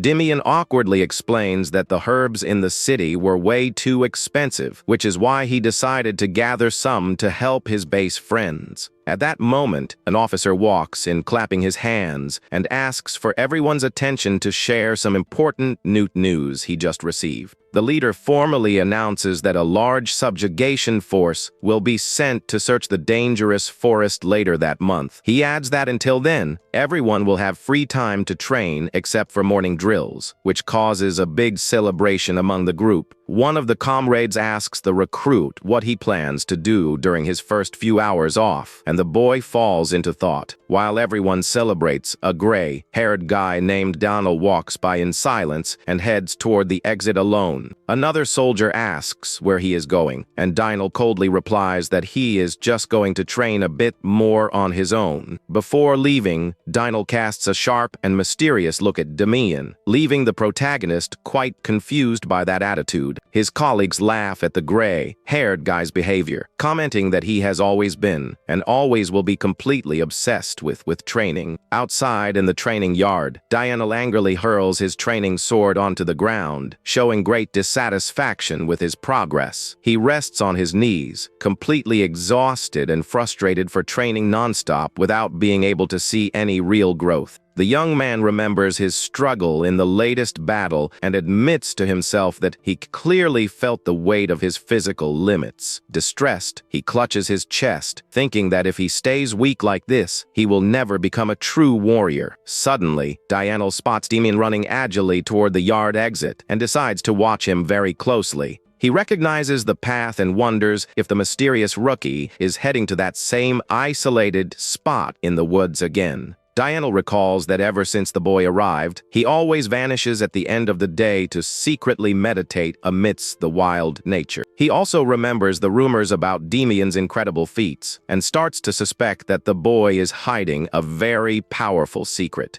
Determined to find out the truth and with nothing to lose, Daniel grabs his steel sword and starts following the boy's footsteps. Meanwhile, deep in the woods, the protagonist sits comfortably on the grass, getting ready for his training ritual. Damian pulls the magical mana elixir out of the box and decides to start the process of absorbing that precious concentrated essence. Without hesitation, the young man flips the blue vial and consumes all the special liquid in a single gulp, feeling the energy enter his body. Surprised, he notices that the potion holds a much larger amount of condensed magical energy than he had calculated before. The hero closes his eyes, focusing his entire mind, knowing that golden chances like that do not come around easily in life. A massive purple aura appears around Damian as he meditates deeply, focused on not wasting a single bit. Night quickly falls over the dark forest, while the protagonist stays motionless, carrying out his magical process. Finally, he opens his eyes tiredly, wiping the sweat from his forehead, and is startled to notice that the sun went down a long time ago.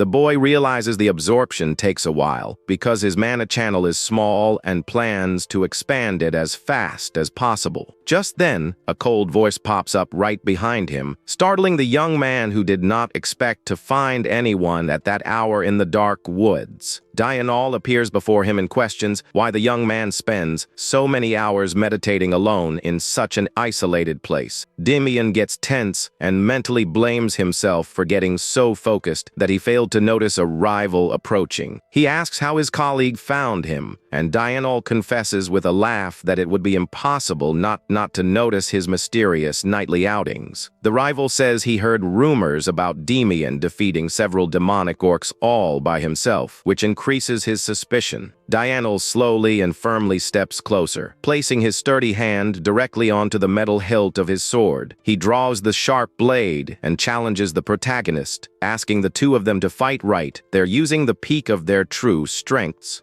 Damian tries to calm the rival down, reminding him that internal fights are forbidden, but quickly realizes Dianol is not joking. The gray-haired swordsman's fixed and determined gaze makes it clear that he is willing to go all the way to get this duel. Knowing his long-time rival's temper very well, the hero can read all of his intentions perfectly with just a glance. The protagonist breaks the silence by stating flatly that Dianol has finally hit an impassable limit in his skills. The gray-haired guy is visibly surprised and uncomfortable with the boy's direct statement, stuttering without understanding what he meant. Without hesitation, the boy repeats the question coldly, wanting to know exactly how long the rival has been feeling stuck. Dianol lowers his head in silence, showing that the protagonist's comment hit his biggest insecurity right on target. He confesses that he has been stuck for 3 months and feels like all his hard daily training is not bringing any growth. The protagonist shakes his head in understanding, stating that he knows all too well how terrible it is to carry that distressing feeling. He reflects that without proper professional guidance, the rival might end up ruining his own body during training. Dianol warns about the severe punishments if they get caught fighting, but Damian says they just need to be discreet in the forest. The hero firmly grips his spear and warns in a serious tone that the guy could end up getting seriously hurt during the duel. Dianol draws his great steel sword with a defiant smile, guaranteeing that is exactly what he wants to test there. The two metal weapons fiercely collide in the air, throwing bright sparks and officially kicking off the secret showdown. Damian gestures with his hand in a provocative way, calling the opponent into combat and telling him to charge full force.